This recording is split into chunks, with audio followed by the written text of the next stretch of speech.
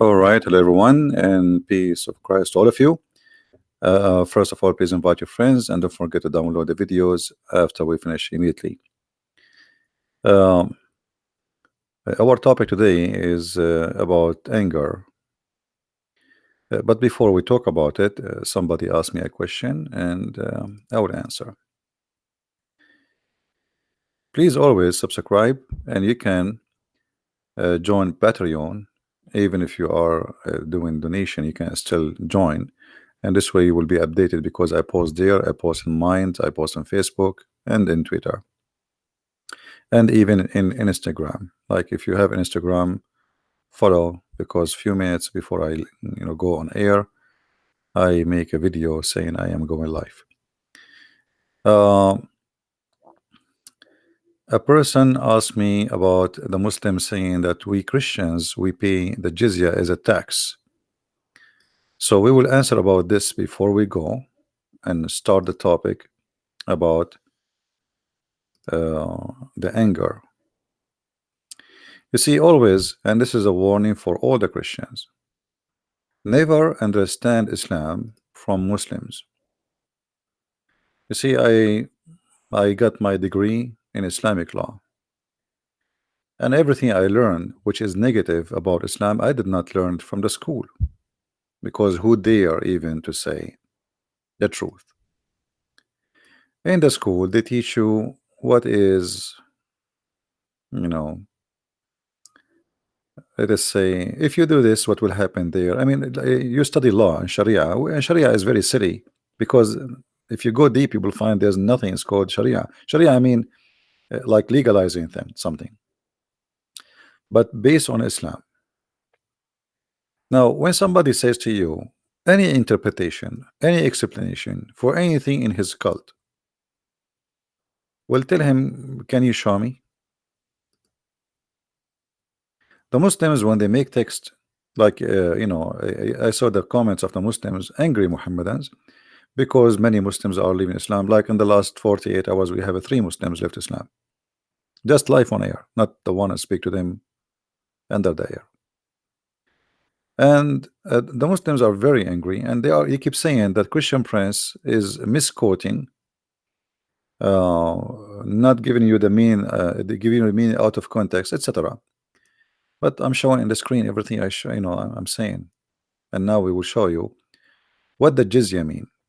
Jizya is coming from the word jaza, which means penalty. As an example, if we go in the Quran, we search for the word jaza.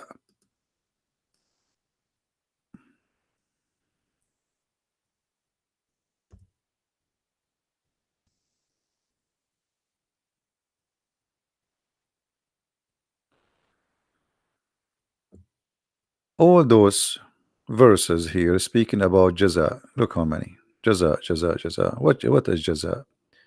As an example, chapter 5, verse number 33. And this is the word jaza in the front of us. That those those who do war against Allah, Allah will do a jaza for them, which means Allah will punish them. And what is the punishment? Depend in the case, in some cases you will be killed, some cases you will be they cut your foot, your hand, they depend. All right, so depend. So this is jaza. Jaza is saying penalty. The jizya is the penalty itself, which means it's a noun of it. Okay, like jaza is a name of something they will do. Jizya is known to be money you will pay, and for a reason. Now, what is the reason? This is Ibn Kathir, chapter 9, verse number 29. You can read the chapter, take your time and read by yourself. But if we go here, Ibn Kathir, he explained what is the jizya. And here right away you will see how the Muslims always they lie to us. And that's why I say, don't ever trust them saying anything to you about the cult of Islam. Very rarely, I believe strongly, me myself, that the only one will be truthful if you speak to him about Islam is somebody he belonged to ISIS. Those are brave people. When I say brave, I mean they are not shy. I believe they are coward, but they are brave to say what they believe. I say they are coward because they attack, you know, people unarmed, women, children, kidnap them. Very coward. But they are brave to say what they believe. The rest of the Muslims, especially those who live in the West, they sneak around.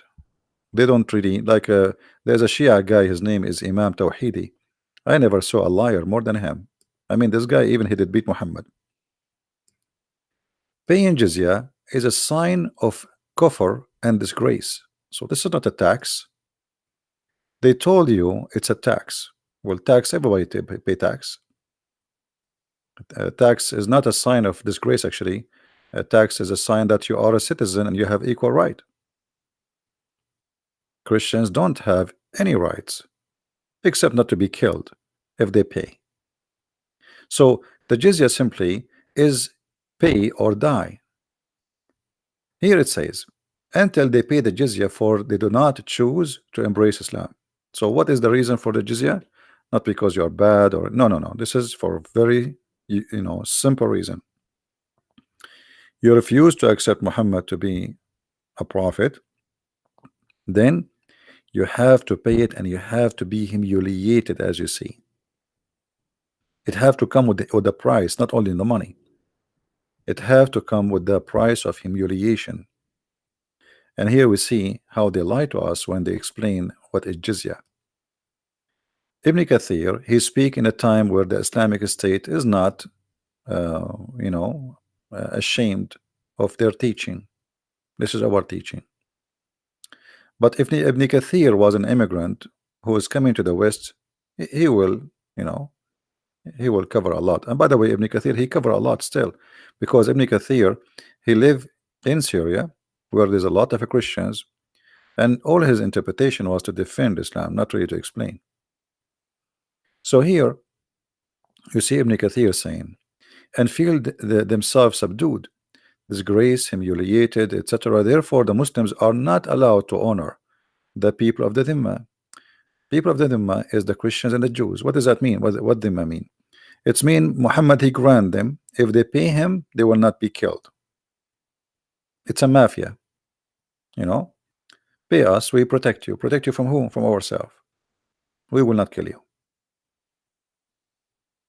They are not protecting us from somebody else. They are the occupation. All those countries you see in the Middle East, none of them have to do with the Arab, as an example.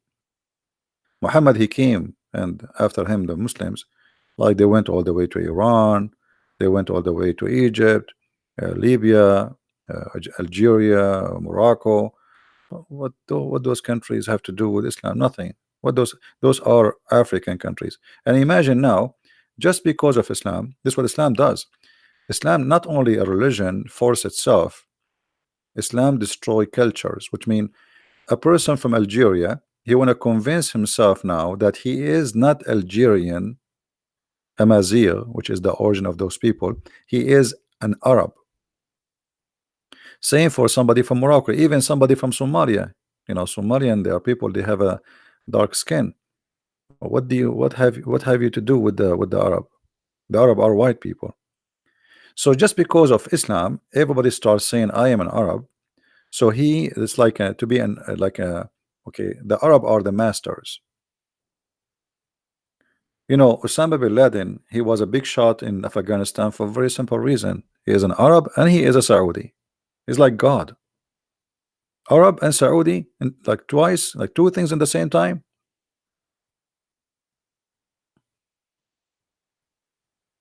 Because Muhammad is from there. So the Muslims are not allowed to respect the Christians, and they have an order to humiliate them, as you see.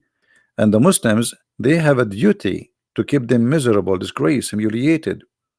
And here you will see the ethic of the Prophet. And this is actually fit with our topic about anger. Don't initiate the salam to the Jews and the Christians, and if you meet any of them in the road, force them to the narrowest alley. In the old days, the dirty water used to run in the side of the road, which means it's a sewage, but it is all day sewage. So if a Muslim coming in the road and you are coming as a Christian or a Jew in the other direction, or even he is coming from the same direction you are, he arrived to your side, you have to jump immediately in the sewage. You don't change your road. You know, the Muslim, they will say to you, because it sounds like narrow alley, he's just forcing you to change your road, maybe, you know. No, you will be in the road, but you will be in the sewage. There was a video made by a Muslim. Actually, I used to have it in my computer, but I think I lost it. He was saying how Islam was able to force itself on the Christians in many countries. As an example, he gave an example in the video. You will be with your son, and a Christian is not allowed to ride his donkey facing the head of the donkey. So how he ride? He have to ride, and his back is to the head of the donkey, which is funny. Imagine you ride a horse or a donkey. By the way, they can't ride a horse, only donkeys.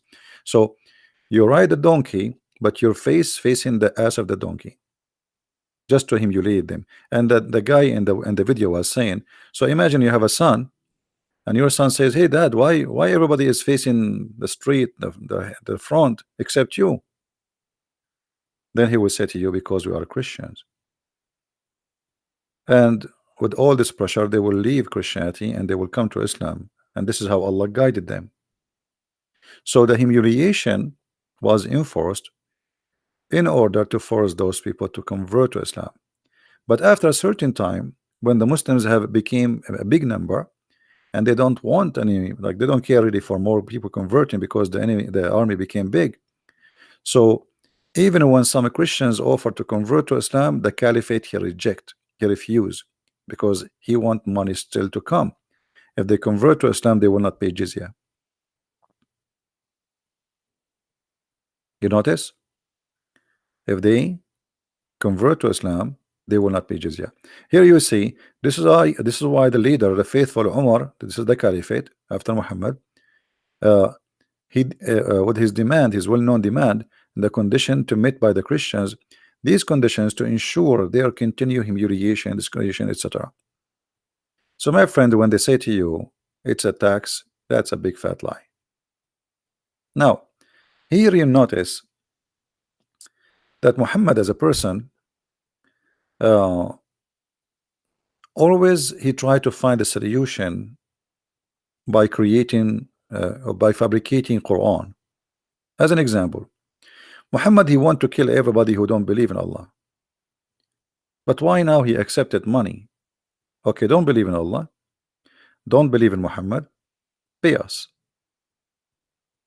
Muhammad, because he is a false prophet, he is willing to compromise. A person who says in the hadith, I've been ordered to fight and kill all mankind until they say the following, which mean to say the shahada, which is converting to Islam, or you die, as we see in the following hadith.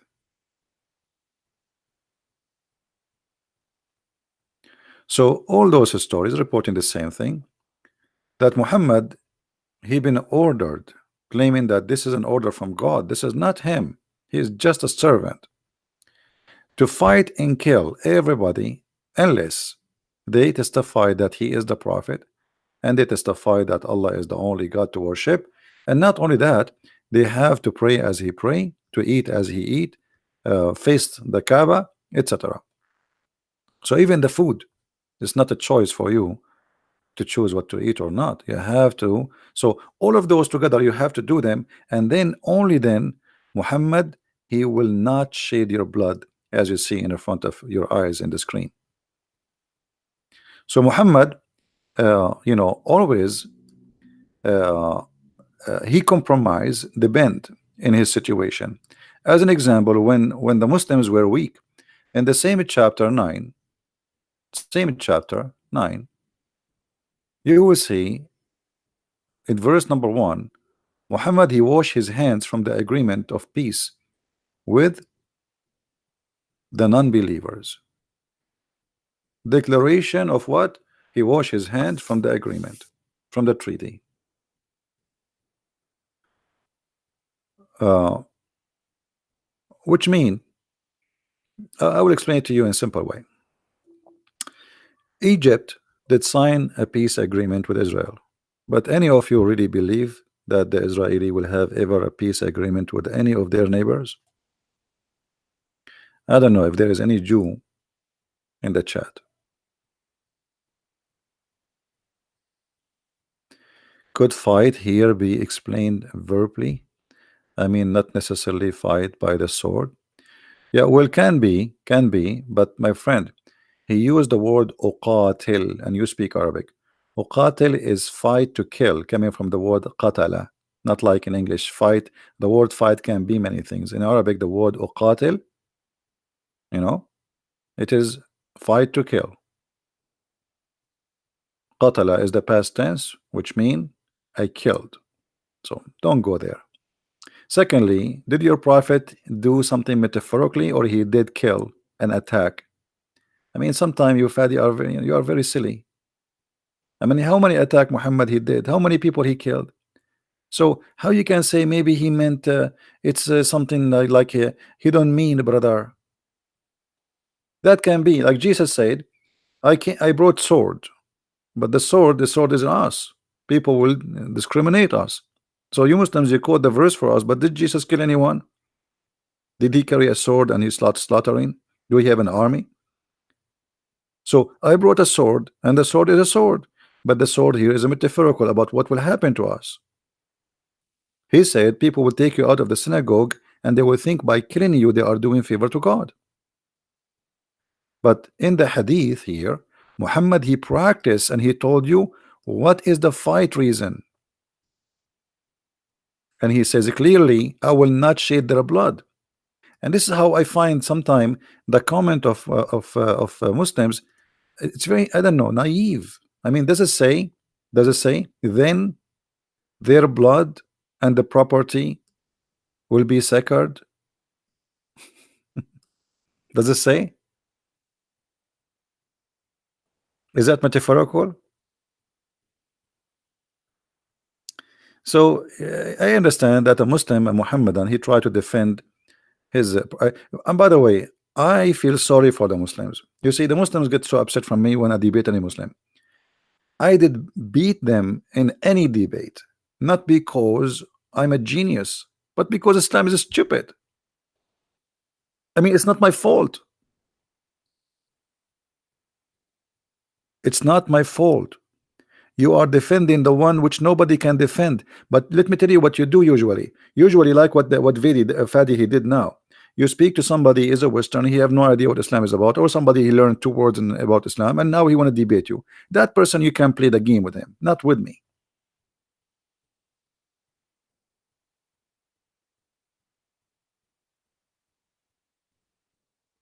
Play all the games you want,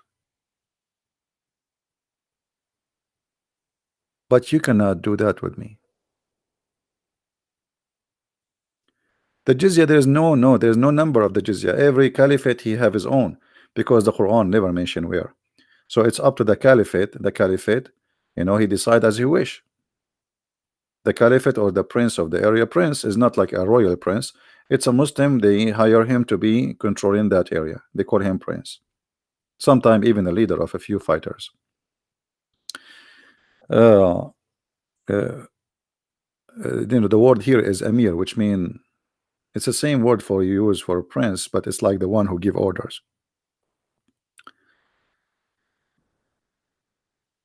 Anyway,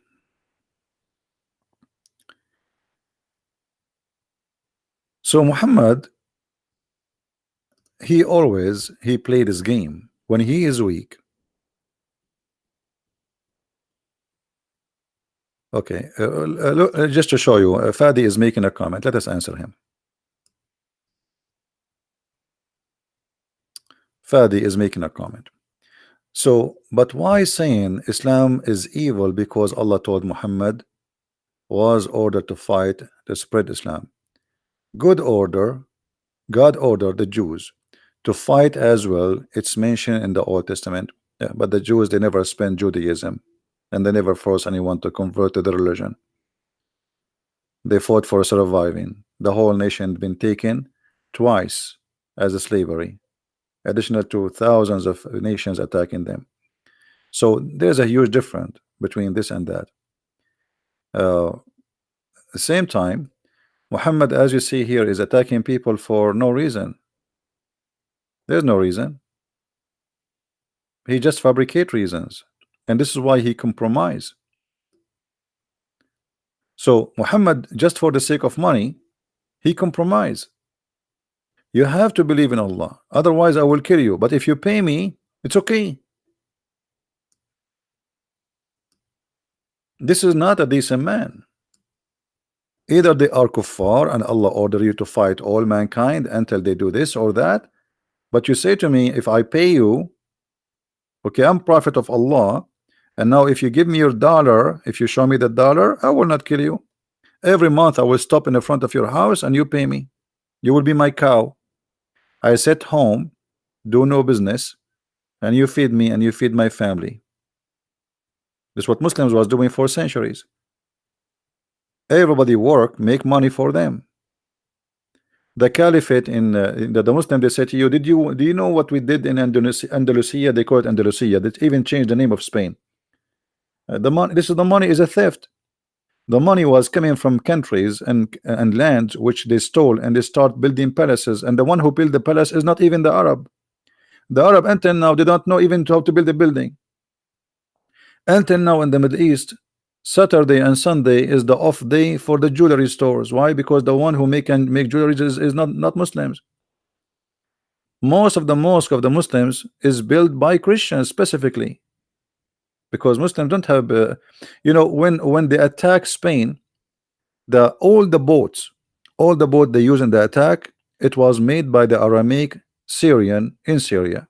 When they attack, you know, occupy Syria, those Aramaic, they knew how to make boats. The Aramaic, the word Europe is Aramaic, the word Africa is Aramaic. So the Aramaic are very great civilization. Islam came, Aramaic is gone, civilization destroyed. Same as Egypt. Egypt was one of the greatest civilization in this earth. Islam came, bingo, it's gone. Wherever Islam come, civilization go out. Go and see what happened in the last 24 hours, 48 hours, week. Since Ramadan started, how many people get killed? Just today, to attack in mosque, Muslims attacking mosque. You see, they make big propaganda about a guy, crazy guy, filthy guy who attack a mosque in New Zealand. But Muslims attacking mosque every day, bombs every day. So is that because you are a Muslim, it's okay to kill Muslims? Yeah, this is the case. Actually, Muhammad, he allowed it.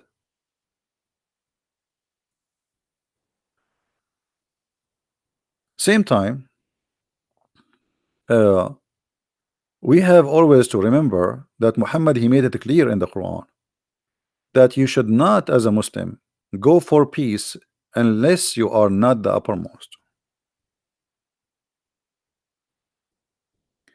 And he used the word alone. What does alone mean?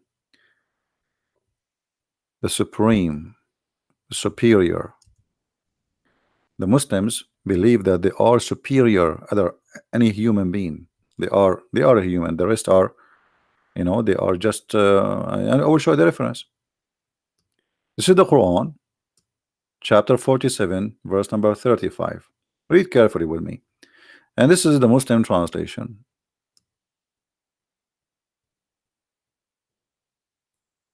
Do you see the Muslim translation? I don't know, this translation is weird. What, slacken?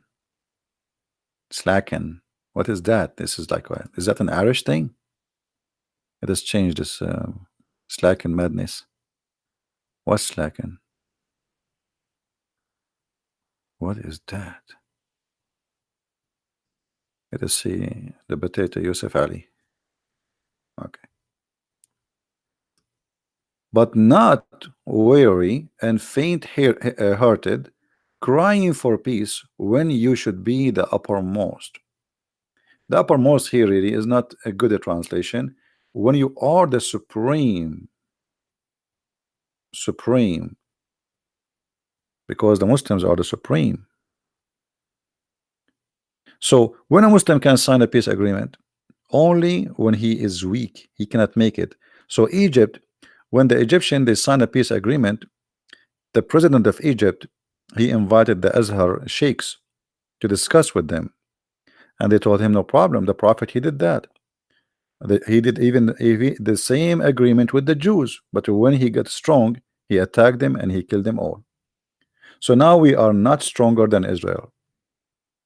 The Quran says it clearly, never go for peace when you are the uppermost. So when I can go for peace?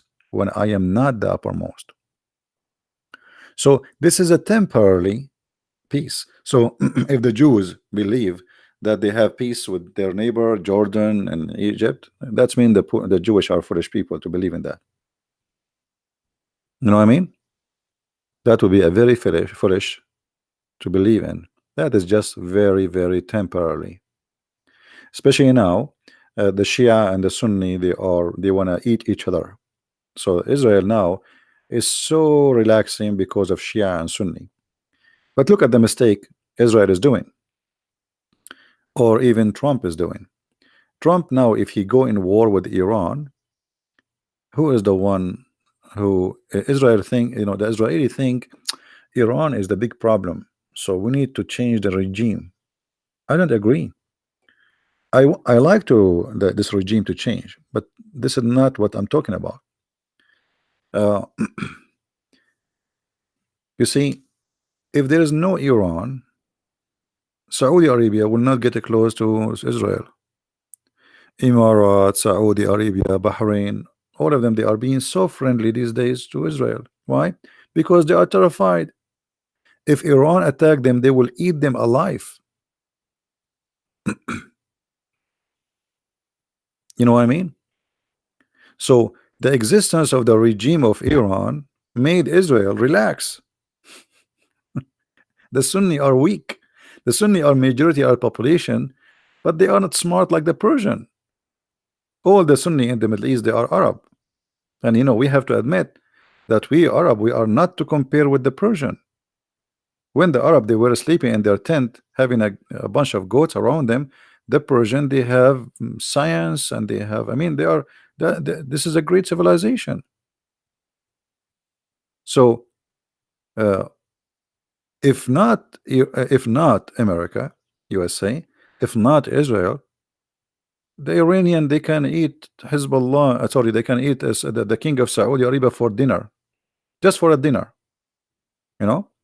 Even when Saddam Hussein he have a fight with the Iranian, the whole world think that Saddam Hussein was fighting Iranian. It was not Saddam Hussein. It was America behind him, giving him satellite information, missiles, weapon, and the Saudi pay, and the Emirati pay, and the Bahraini pay, and Kuwait pay. Everybody pay. Even almost the Arab, they went bankrupt because of that war.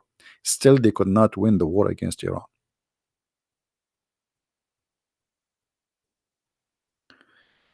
So, if the Iranian regime disappear, and now we will not have a Shia Iranian Islamic Republic, then the Muslim Sunni, they will turn their faces to fight Israel again. Are you getting my point? Right now they are terrified because the Shia number is growing in Yemen, in Lebanon, in Syria, in Iraq, and for sure Iran. Almost 80% or maybe 90% is Shia, and they are connected now. Iran, Iraq, Syria, Lebanon. That's it. Same time, if you go in the Gulf, Oman is a kind of Shia, the Sultan of Oman and his country, and Yemen, most of people now became Shia. And this is terrifying for the Sunni. They are surrounding them from all over. Now, suppose today we will talk about uh, anger. Should we go to the anger or continue in this topic? So I believe the Israeli it's better for them if the Iranian regime stay. If I am Netanyahu, I should pay the regime of Iran to stay, not to leave, because they will never attack Israel. You know those people, they like they say death to America, death to Israel, death to America, but they don't even dare to fart, neither at America, neither at Israel. You know what I mean? So let them, okay, as long they scream but they do nothing, let them stay. Let them be busy, Saudi, Iran, because those people, they have to find an enemy. Now the Shia is their enemy. If you help them to get rid of the Shia, they will turn their face on you. All right. Now, is the Saudi protected by America? There's nothing is called Saudi if not America and England. There's nothing is called Saudi. Saudi, you see, even the name is a shame. What Saudi? Saudi is the last name of the family of the king. So how have you ever heard of a country have a name of a family king? Imagine we change the name of USA, make it a Trump, that a Trump, United States of a Trump. So all of those, the royal families, they are not royal. They are Bedouin who live in a tent. And since they discover the Arab, the British intelligent, they start making kingdoms and princes. The king of Jordan, those guys are potatoes. They don't those never have kings. They never been kings. They never even been princes. They made them royal family. All of those are the made of the British intelligent. And then after that, when the British is not an empire as before, and the one who grew and became the most powerful nation is USA. So USA took over. So all of those are exist just because of USA. Who is the one who get Kuwait back from Saddam Hussein? Nobody can get it back. The Saudi cannot. Who can? USA.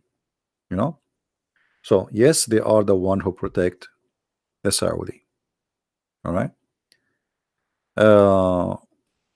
Before and now and in the future, they will protect them as long the Saudi, they pay nothing for free.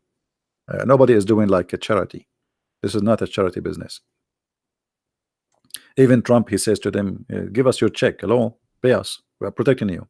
It's not even like before. They used to, like, and they don't say it publicly, but Trump, he is, you know him, pay us, we protect you. Business is business. Anyway, no, this is not a blood money. This is not a blood money. This is oil money. And if somebody protecting somebody, well, it costs them money too. They send their army, etc. This is not for free. Not for free. You see, there's many countries in the world, they are getting protection of USA for free because American, they were stupid for long. As an example, Japan. Japan, they have many threats around them. They have problems with Russia. They have big problems with the Chinese. They have many problems. And just by having the American, they are secure and they don't even need to have an army. So Japan never pay a penny. So what happened? Japan became very rich in economy, very poor in army. But who need an army if somebody else spend his money in the army to defend us? Perfect. Because the American, they were fooled. They defend Japan for free. All right. Same as Europe. Most of the NATO cost is American pay. Since until Trump he came, this guy is a businessman. He's smart. He said, why we are paying to protect you? Why we pay for everything?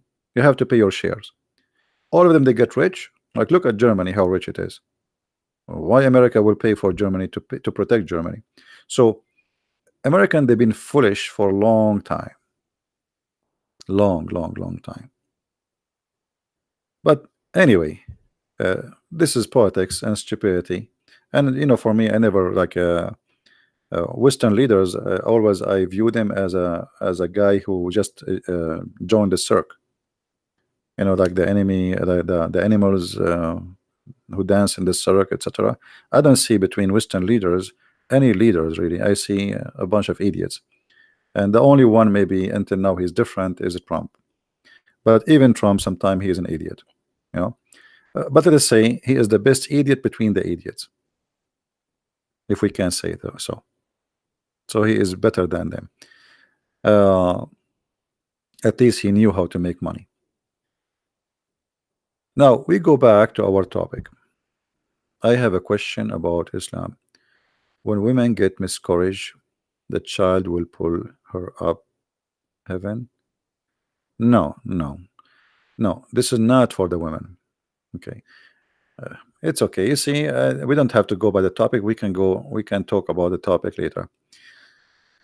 This is a question. This gentleman saying, uh, like if a woman she lose her child, she go to heaven. Oh, Susanna, sorry, Susanna, not a guy. It's a lady, Susanna, right? I apologize. The one who according to Islam, as an example, if somebody, Muhammad always he say crazy stuff. As an example, if somebody his children's they die from uh, drowning, the father, if he have three kids who die from drowning, they will go to heaven.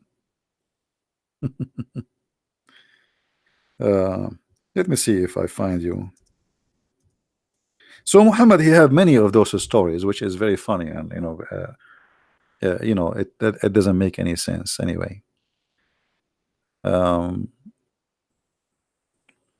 and even Muhammad, he says if somebody uh, he died drowning, even the man who died drowning, he is a shaheed, is a martyr, he will go to heaven, which is very funny.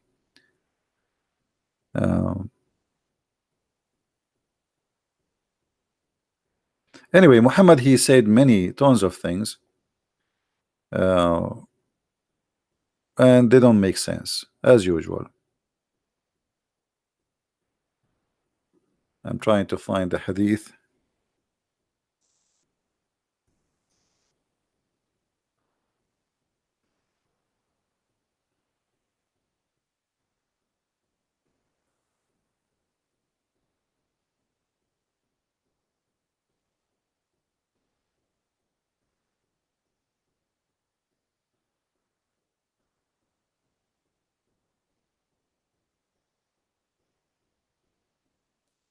Let us see.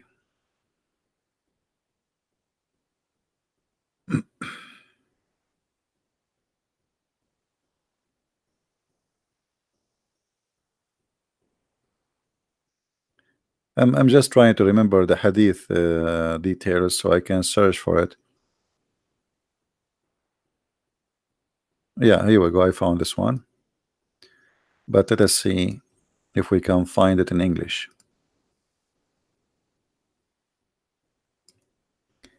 However, let us say that what you said is true.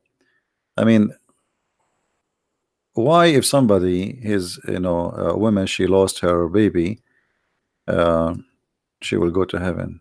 I mean, that's weird.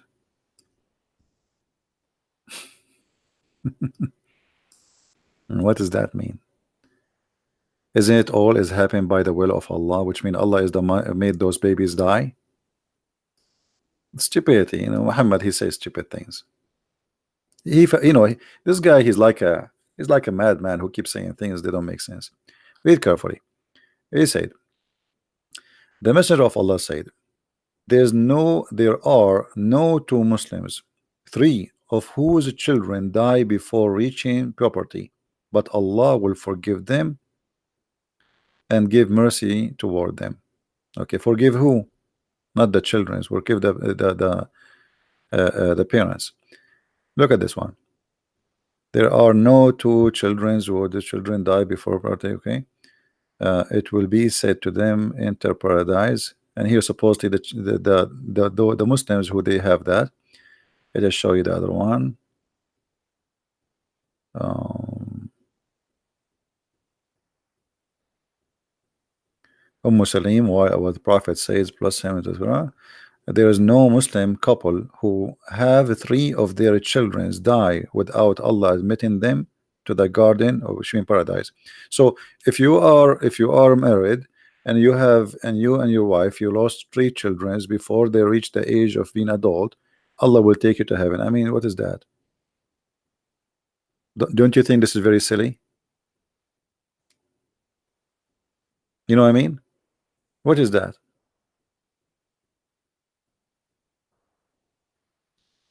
Why they will go to heaven? I don't know. I don't know. You know, if there is any Muslim can tell us why. There is people they lose their whole family in war and etc. Suddenly Allah is a merciful. Allah will put the sin of the Muslims like mountains on the top of the Christians. Allah caused thousands and thousands of people to die and millions. Hmm? Yeah. Anyway, so let us go back to our topic about anger management. Shall we? We answer your questions. Don't forget, please, to download the video right after we finish. Uh, look at this. Look at this dog. You know, all of us, human, animals, I mean, all, when they are angry, their look change. The look of a person or even an animal, it's different from being angry. Like as an example, this is a dog. It's called husky. Well, this is a husky. He is peaceful. Look how he look nice. So the previous dog looked really scary, but the same dog can look really nice. So what the difference? Anger. Anger can even change your look. All right. Either give you like a happy, nice look, etc., or give you a look which is scary. The same creature, and that goes for a human being. Now, as long we are talking about dogs, I want to share this hadith with you before we go.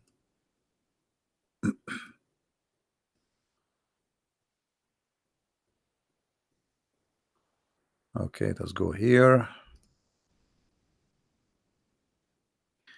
In this hadith, you will see something funny in the translation. I don't know if you notice with me. Anyone notice me? What's wrong in this translation in the page?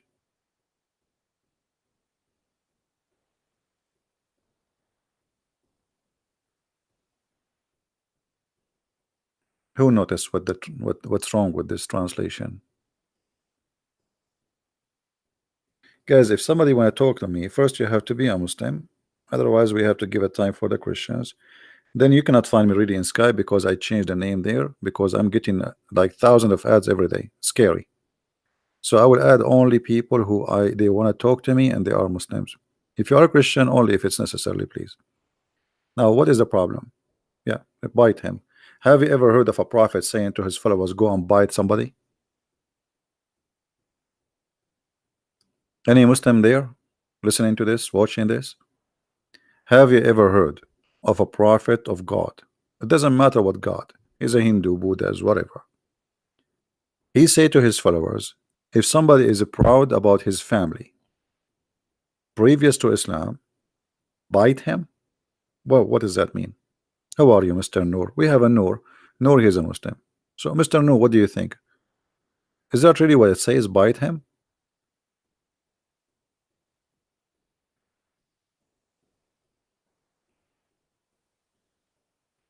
Any Muslim can tell us what's happening here?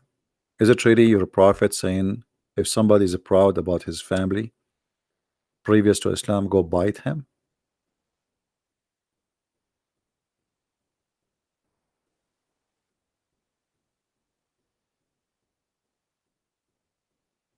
Nur, I'm just asking you, type everything you want. You can call me, Nur. You have a Skype? I will call you. If you like it, we can talk. What bite him? What does that mean? Hadith are nonsense. Like, you see, guys, this is what I like about Muslims. Noor, he just said something very important, and I don't know if you notice with me. What does that mean? Uh, Muhammad Noor saying that the hadith of his prophet are nonsense. So Muslims, they knew that their prophet something wrong with him. But Noor now, he right away he will write again. He will say, no, no, no, this is not what I meant. I mean the hadith are not trustworthy. They don't make sense. Correct, Noor? This is what you meant? You are against the hadith, right? Hadith doesn't make sense. It's not the prophet who don't make sense. Ah, guys, hadith were invented. This is what I expected him to say. I was right. Hadith were invented hundreds of years after Muhammad was gone. Okay. Well, the Quran is the same. Where is the Quran of Muhammad? The Quran of Muhammad never exists. Nobody have it. The Quran Muslim they recite today, it's called the recitation of Hafs. But Hafs came more than 200 years after Muhammad. And not only that, according to Muslims, he was a fraud and he was a thief.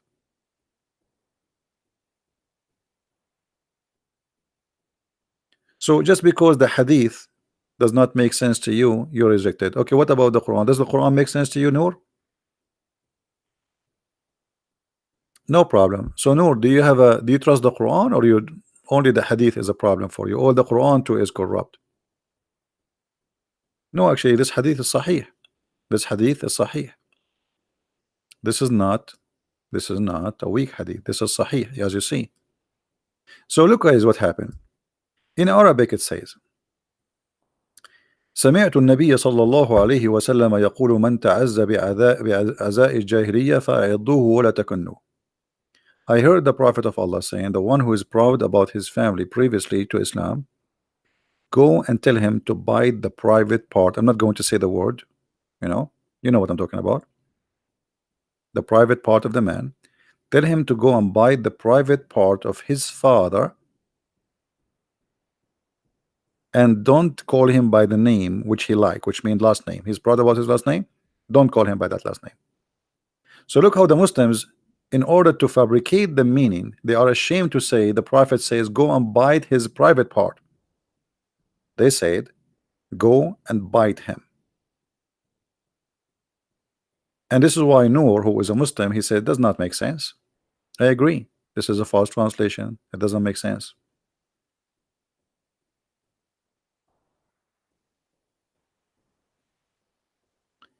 But here you notice with me how savage Muhammad is. I mean, what kind of a prophet saying if somebody is proud about his heritage, what's the problem? Why Allah will be upset? Because Muhammad himself, he don't have good heritage. He have nothing to be proud about. You see, the Muslim, they say to you Muhammad was from a great family, blah blah blah blah. This all is garbage. When Khadija, she did marry for Muhammad, in order to make her father agree to marry him, she drunked her father. She changed his clothes. She made him wear new clothes. She colored his beard. All of this when he is drunk. She made him drunk with Muhammad. The guy, when he woke up in the morning, he says, why I'm wearing those clothes? Those clothes I go for like party. This, like, in the old days, there's clothes for like now, even now, there's clothes for every day, and there's a clothes which expensive for occasions. So he says, why I'm colored? Why I'm wearing those clothes? What happened? She said, you forgot yesterday she married me to Muhammad.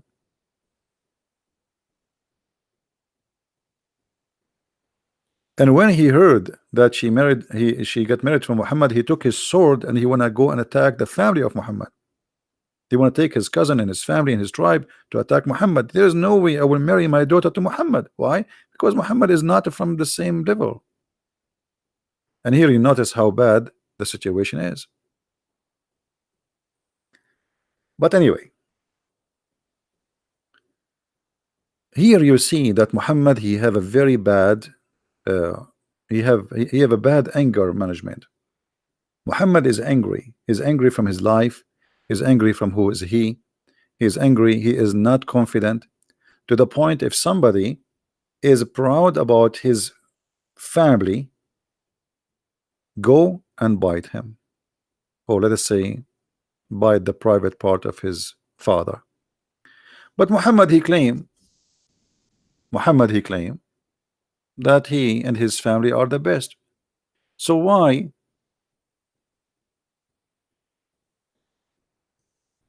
if somebody is proud about his family, tell him to go and bite the private part of his father? But if Muhammad is proud about his family previous to Islam, it's okay.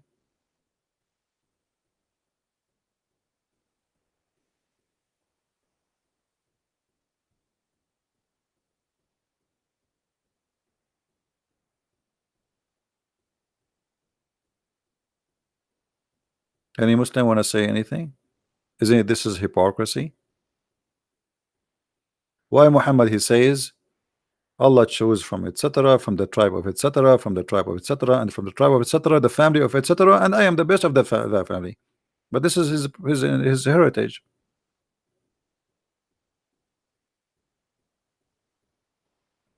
So why he can be proud and someone else cannot be proud?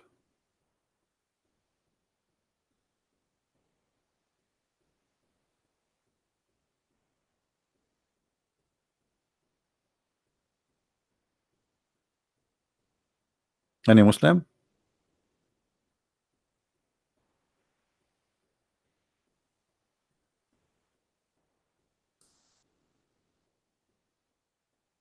No Muslims want to answer? All right. But here Muhammad, you notice that he is refusing anyone to be proud because he don't want to have competition. If you remember the story, if you have my book, where Muhammad he killed an innocent man just because he is a very decent and he pray a lot.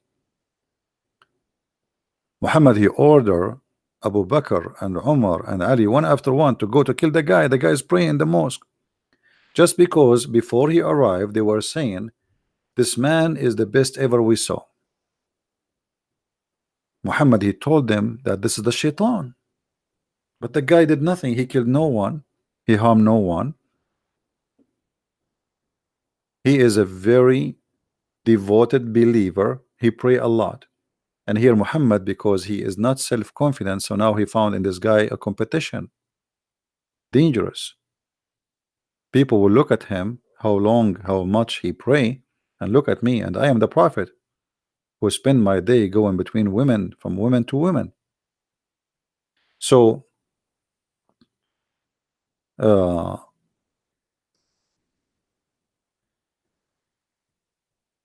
Muhammad, he cannot accept anyone to be better than him, and that bring his anger. Same time Muhammad always prove to us that he is a person who have no control of his behavior.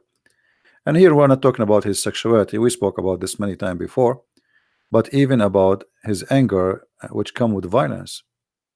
Maybe many of you do not know that Muhammad he used to beat Muslims. He used to beat them up. You know, you are the leader and nobody can beat you up back, and you're prophet and nobody dare to say to you, because you have an army, he's a king now.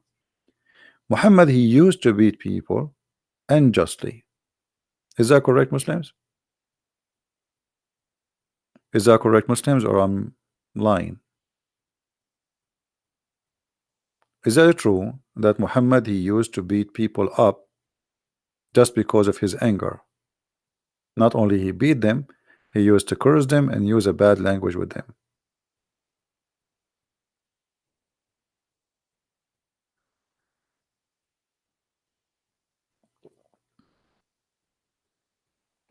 No, that the story about Khadija and make her father drunk, this is not in the Quran. Any Muslim? Let us go to the hadith. Read this hadith with me. And actually all of those stories are sahih, which means they are very, very correct. Muhammad, he used to hurt, he used to whip, he used to beat people for no reason. And look Look at the madness of this man. He claimed that he made a condition, he made an agreement with Allah. He put conditions in Allah. Okay, what is the condition? Anyone he beat him, he cursed him, he said the F word to him, Allah will make that a blessing to the one who the Prophet beat him. So if you like to get a blessing from Allah, let the Prophet beat you. The Prophet get angry. The Prophet he said the F word to you. The Prophet he whip you with the and then you get a blessing. Read. I'm not making things up. Aisha reported that two persons visited Allah Messenger, and both of them talked about a thing, something, which I'm not aware of. She didn't know what they were talking about. But that annoyed him, and he invoked the curse upon both of them. And he heard, etc. Blah blah blah blah. And then she said to him, "Why? What happened?" He said, uh, "The good would reach everyone, but I would not reach those two." He said, "Why so?" I think she said, "I said because she said this Aisha, because you have invoked a curse and heard over them." He said, "Don't you know? Don't you know?" No, she don't know. Aisha, she don't know. Don't you know? Okay, know what?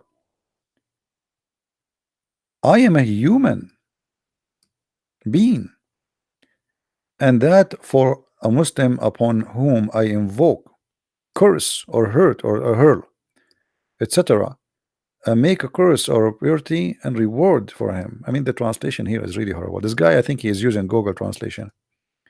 It is, you see the other one. I mean, what is the translation? This translation is, "O Allah, I make a covenant with thee against which thou wouldst never go. I am a human being, and thus for a Muslim whom I give any harm," Muhammad doing harm to who? To Muslims, "or whom I scold, the one I hurt, I whip, I, that even translation here is not good. I whip him. The one who invoke curse upon him, the one even I beat him. Make this a source of a blessing and purification until the day of resurrection." So Muhammad, he made conditions, he made an agreement with Allah that there is people who beat them who he should not beat them. He agreed that he is not being fair. He agreed that this is not right. But what he can do with his anger management, he found a solution. I beat you, Allah give you reward. Muhammad, he will not control his anger management, but Muhammad, he found a solution. I'm not going to change. I'm not going to promise you I will not beat you no more. I will not curse you. I won't say the F word to you. No, no, no. I will keep doing that. My anger management, there's no solution for it. But I have a good news for you. I say the F word to you, Allah give you reward. I beat you up, Allah give you reward. So if there is any Muslim would like to get the blessing from Allah, then here we go. Noor, you want me to come to Paltalk? Yeah, I saw I could not find his name in Paltalk. This name is sorry, in the Paltalk. Okay, okay, let me open Paltalk. We have a Muslim wanna call me in Paltalk. Let us see what you wanna say.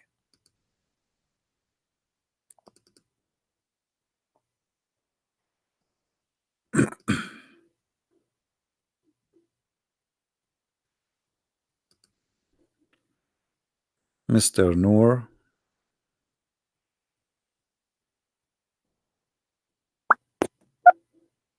Okay.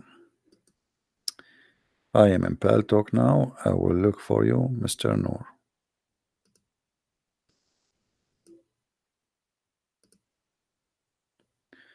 Okay, Mr. Noor, here we go.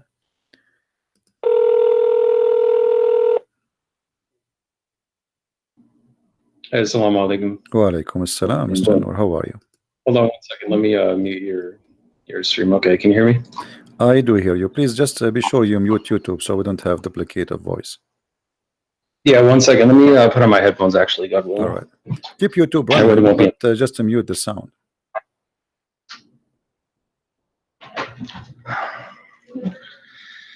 I think it was actually coming from my speakers, not your YouTube, because I already muted it. So Yeah. it's All right. probably just coming from the speakers. So what do you want to say to us, Mr. Noor? Well, so I think we should keep it organized a little bit. So if you want to just ask me a few questions, whatever you think about Islam, I can answer it, God willing, and then I can just ask you questions that we can kind of. No, I don't want to ask format really questions. I want you to tell me something good about Islam, anything. Feel free. How you can convince you? Because we have like 800 Christians maybe listening, and God knows how many later thousands will listen to this, and you are live on YouTube. How you can prove to those Christians that Islam is from God? Yeah, that's fine. So the core teaching of Islam is to reverence God alone, submit to God, and to do good and be righteous, as it says over and over in the Quran, and it forbids evil. And clearly says that those who believe and do good works will go to paradise, God willing, and hell is the abode of the criminals. The main teaching. That's what everything falls under in Islam. So is good work including you beat them up and that will give them deeds to go to paradise? Beat who up? Yeah, like here the hadith in front of us, here it says that the prophet saying that the one who he beat him up, he made a condition with Allah that he will give him reward. So the prophet, he beat you, or even he cursed you, or even he said a bad word to your mother or your father, like, you know, dirty language, and that will give you blessing from Allah, and obviously that will take you to heaven.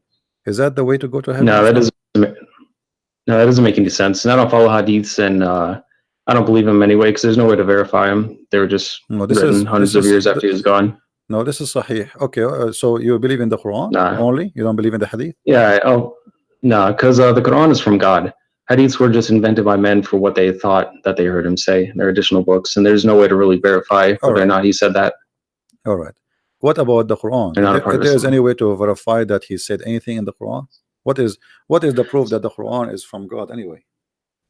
How you can prove to us I'm okay that the Quran is from God? Well, as long you said you want to verify. Yes. How you can verify? Well, I don't think that there's a way to prove it 100%. I believe it is. However, there is some evidence that it is. Like what? Just based off what it teaches. Well, like the prose and how it's written, how clear it is. How clear? Just the overall style. I don't know. The yeah, Quran how clear it is. My friend, as I know, the Quran says nobody understands the Quran save Allah. So how clear it is? No, it says it's in a clear Quran. I know you can hear the typing, but I'll find the. No problem. Take your time.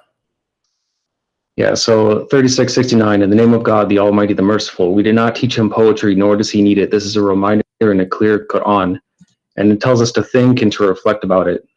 At the same time. So 3639, correct? It says that the Quran is clear, correct? 3669, yeah, it's a clear, 59? clear Quran. 59? 3669. 3669. Okay, 69, sorry. All right. So here the Quran is so clear, correct? Yeah, there are some ayat in there that are purposely not clear, but purposely, what does that mean? In general, it's a clear Quran. What do you mean? Well, 3:7 explains it best. So it says, "He is the one who sent down to you the book from which there are law-giving revelations. They are the essence of the book, and others which are of a similitude. As for those who have disease in their hearts, they will follow that which is of a similitude, seeking to confuse and seeking to derive their interpretation, but none know its interpretation except God, and those who are well-founded in knowledge. They say, we believe in it, all is from our Lord, and none will remember except those who possess intelligence." So however you interpret of a similitude. So it's saying it is a clear Quran, and those who are well-founded in knowledge will understand it, who are guided by God. But there are also some that can misinterpret it.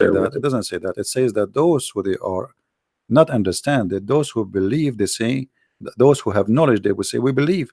So to be considered as a scholar in Islam is not about understanding, it's about saying, I believe.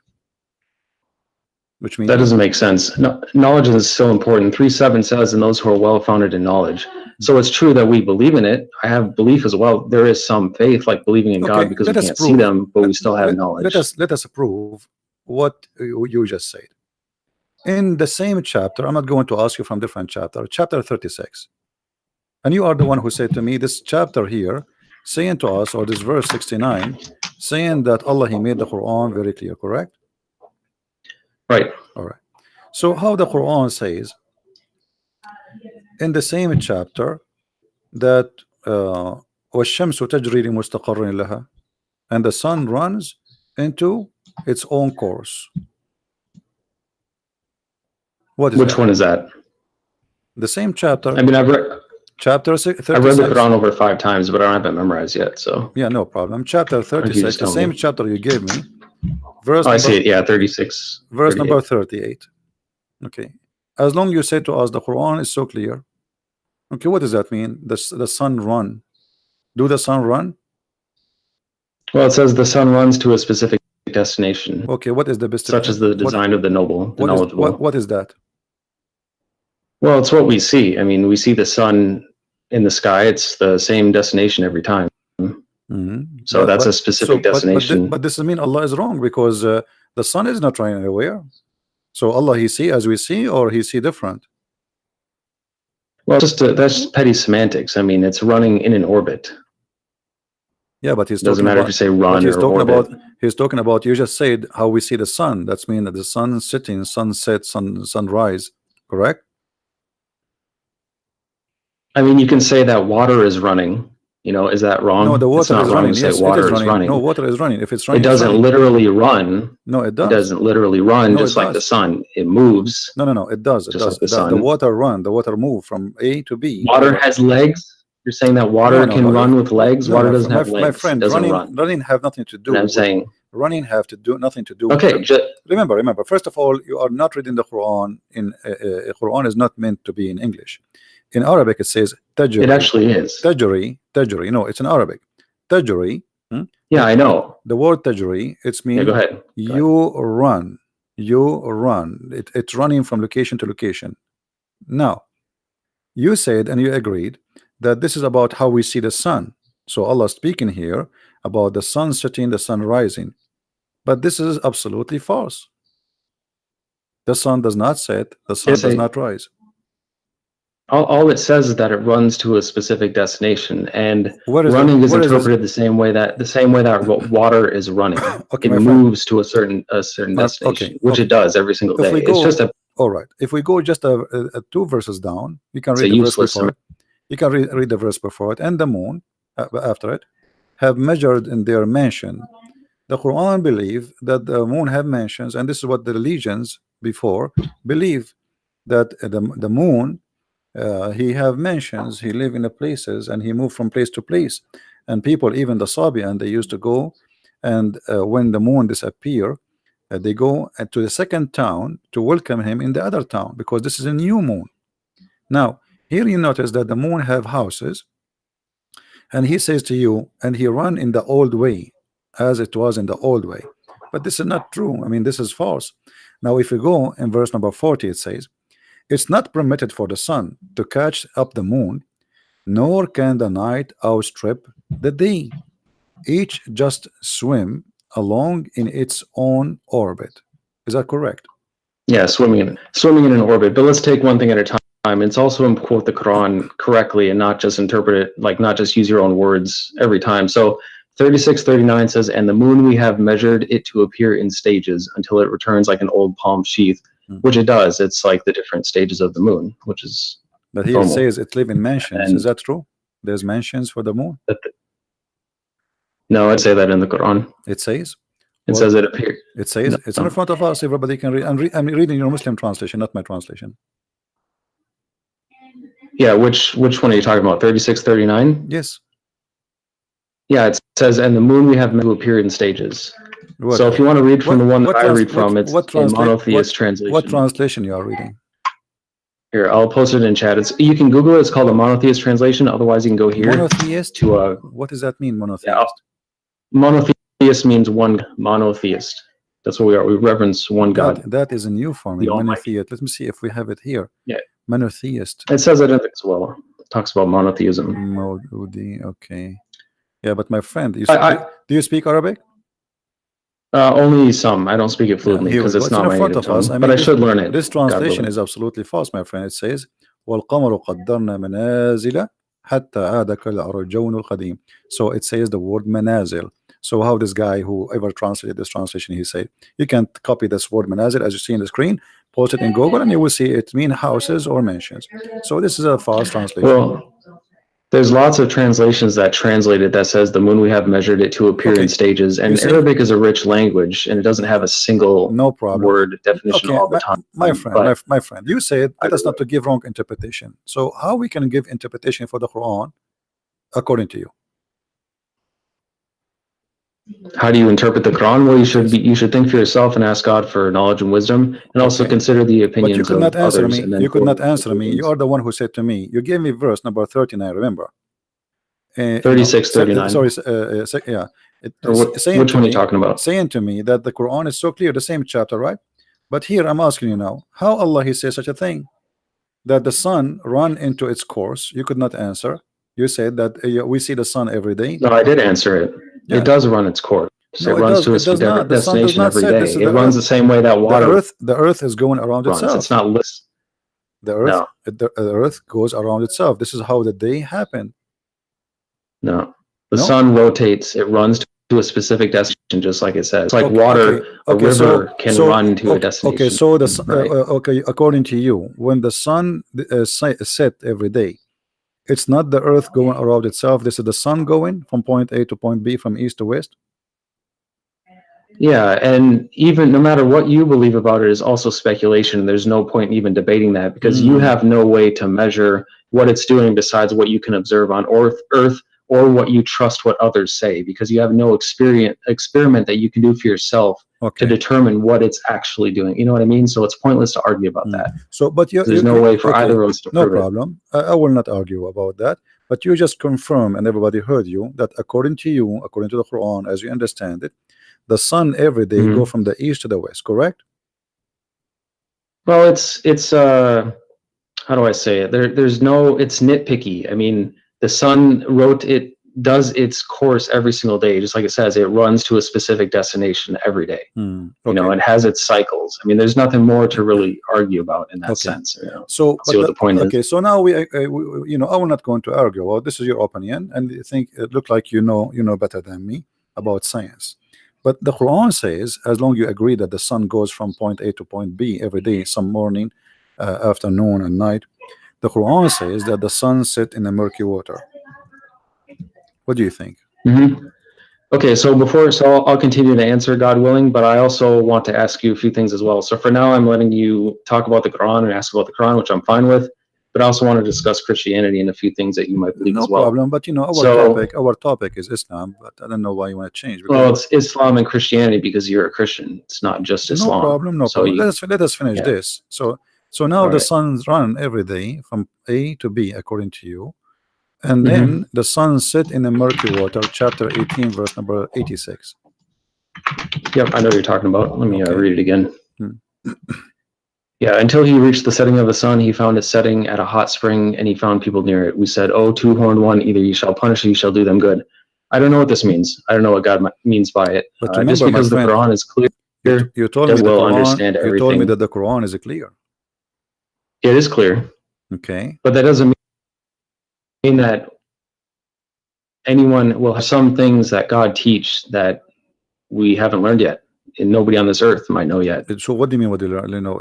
A second ago, you told me that the sun goes every day from point A to point B, which everybody knows. Well, just like you and the. Go ahead. What were you saying? Everybody knows that what you said to me a minute ago. The sun does not go anywhere. The sun does not set, and you said no. This is what happened, and everybody in the chat don't agree with you. This is scientifically already proven to be false. So the Quran, according to you, the Quran is a false book teaching such a false information. And now we are showing you Allah saying the sun set in the murky water. And instead of saying to me, I agree with Allah, yes, the sun swim every day and sit in the murky water, and maybe this is what it's meant, that the sun run in its course, as you said. This is the course of the sun. Every day go from the east to the west, and then jump in the muddy, dirty, hot water.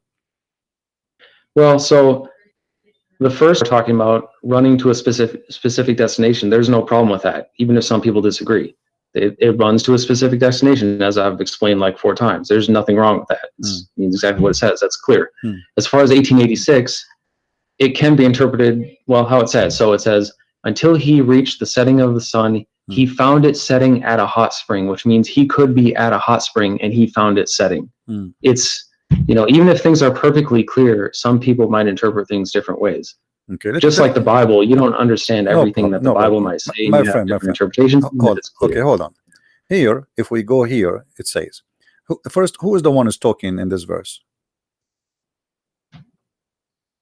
Who is it talking about? Who is talking? No, who is talking? Who is the one saying until he reached, when he reached? Who's talking? Well, it's the word of God, so it's God talking. Okay, so Allah is talking. Yeah, Allah is talking. Yeah. Allah, he says, until when he, so he's talking about what? Talking about someone else. Until someone else. Okay, until is what? Is about timing, correct? Timing and location. Until when he reached the setting of the sun. How he can reach that? Where is that? Yeah, I don't know. He did actually get to where it sets. This idea that it just is a million miles away is nonsense, and I don't believe that. And neither of us can prove it either. You can believe what people tell you if you want to believe it without proof. No. You see, I'm talking to you, my friend. I'm talking to you. I don't care about what people will tell me. I'm trying to find out from you what you believe in this. You said the Quran is. Well, it can be figurative as well. Okay. Reaching the setting of the sun, meaning timing. No. Like it says, my friend. Yeah, until you reach that time. No, my friend. Listen carefully. Let me explain to you. Here it says, Allah is reporting a story about a man, his name is Zulqarnain. And this guy, he keep walking, he follow a road. And this has took him years. And then when he reached the setting place of the sun, he found it set in a spring of murky water. So now Allah is reporting for us supposedly what is a fact. He is telling us things we do not know. What happened to a guy who passed in time before us, correct? Okay, so when he say he found the setting place of the sun, what is that? How that can be true? The sun set everywhere. Look what he said. It doesn't set everywhere. It goes below the horizon. That's all we know. Or it sets in a literal spring. No. So you believe that the sun set in the water, according to you? I don't believe it, but I think that it could be possible. According to this, I mean, that's how you could interpret it. That's possible. So according to Mr. Nur, that it's possible that the sun set in the murky water and goes from the in a hot to the spring, west, in a hot not water. Murky. Okay, actually, yes, it's hot. You agree with you because the water. Well, it does say dark. Hamia. I mean two things, by the way. Hamia is a when they make I don't know what they call it in English, like when they make the bricks. You know what I mean? So the water of that brick, it have to be hot, and then even the brick itself, they burn it after that. So the Quran confirmed that the sun every day goes and jump in that pool, which is a spring of murky water. But how big the sun and how big this spring of murky water? The sun is so big. Do you think the sun is like a small lamp or something? Well, it's definitely not as big as they teach us, because it's also the same size as the moon, besides when it's being viewed through like the atmosphere and it's distorted when it's low. But when it's like up in the sky, it's the same size. And this idea that they're these extreme distances apart is ridiculous. That it's just like coincidence. We don't know how big it is. So nobody does, unless again you trust. So you think like that maybe the sun, it's like in this small and jump in the swimming pool because it's a spring of water. How big is it going to be? Well, it could set in that. I mean, look how big the Earth is. Yeah. Let me ask you, this spring of water is where? Is it in the Earth? We don't know. It's wherever the sun sets. But the Quran is clear. Nobody knows where it is. But the Quran is clear. It is clear, but it's not an encyclopedia of everything. Just like the Bible is. It doesn't explain every single thing, because that'd be way too big. All right. Even though it's clear. If we go down a little bit, it says, then he followed another way. Verse number 89. And then it says the same story again reported, but in the other direction. It says, until when he came to the rising place of the sun. What is that? It says, so when he reached the rising of the sun, he found a Actually, rising on a people for whom we did not make any cover except it. yeah. Where is the rising place of the sun? Wherever it was, wherever he reached it. It doesn't say. But that's mean It's not an encyclopedia. It's not going to say everything. But that's mean there is a place where the sun rises according to Allah, correct? Yeah, sunrise is specific location. And that is a specific location, as you said. So, guys, there's a specific location according to Mr. Noor where the sun rises, and that is told by Allah, and this is something nobody knows before, correct? Is that something people know? Again? Is that something people know yeah, before, or something this is new discovery? This is new science. People might have known it. I mean, we don't know how old the Earth actually is or how many civilizations came before us. They may have known that. They may have found it, may have been able to study it better than us. Okay. Now, if we continue the story, he found people there, and then Zulqarnain, he moved, and then he found a group, and those group, they have a problem. There's people or nations, two nations. They are called Gog and Magog. You know the story of Gog and Magog. Okay, so he, they told him to build a dam between them and the people of Gog and Magog.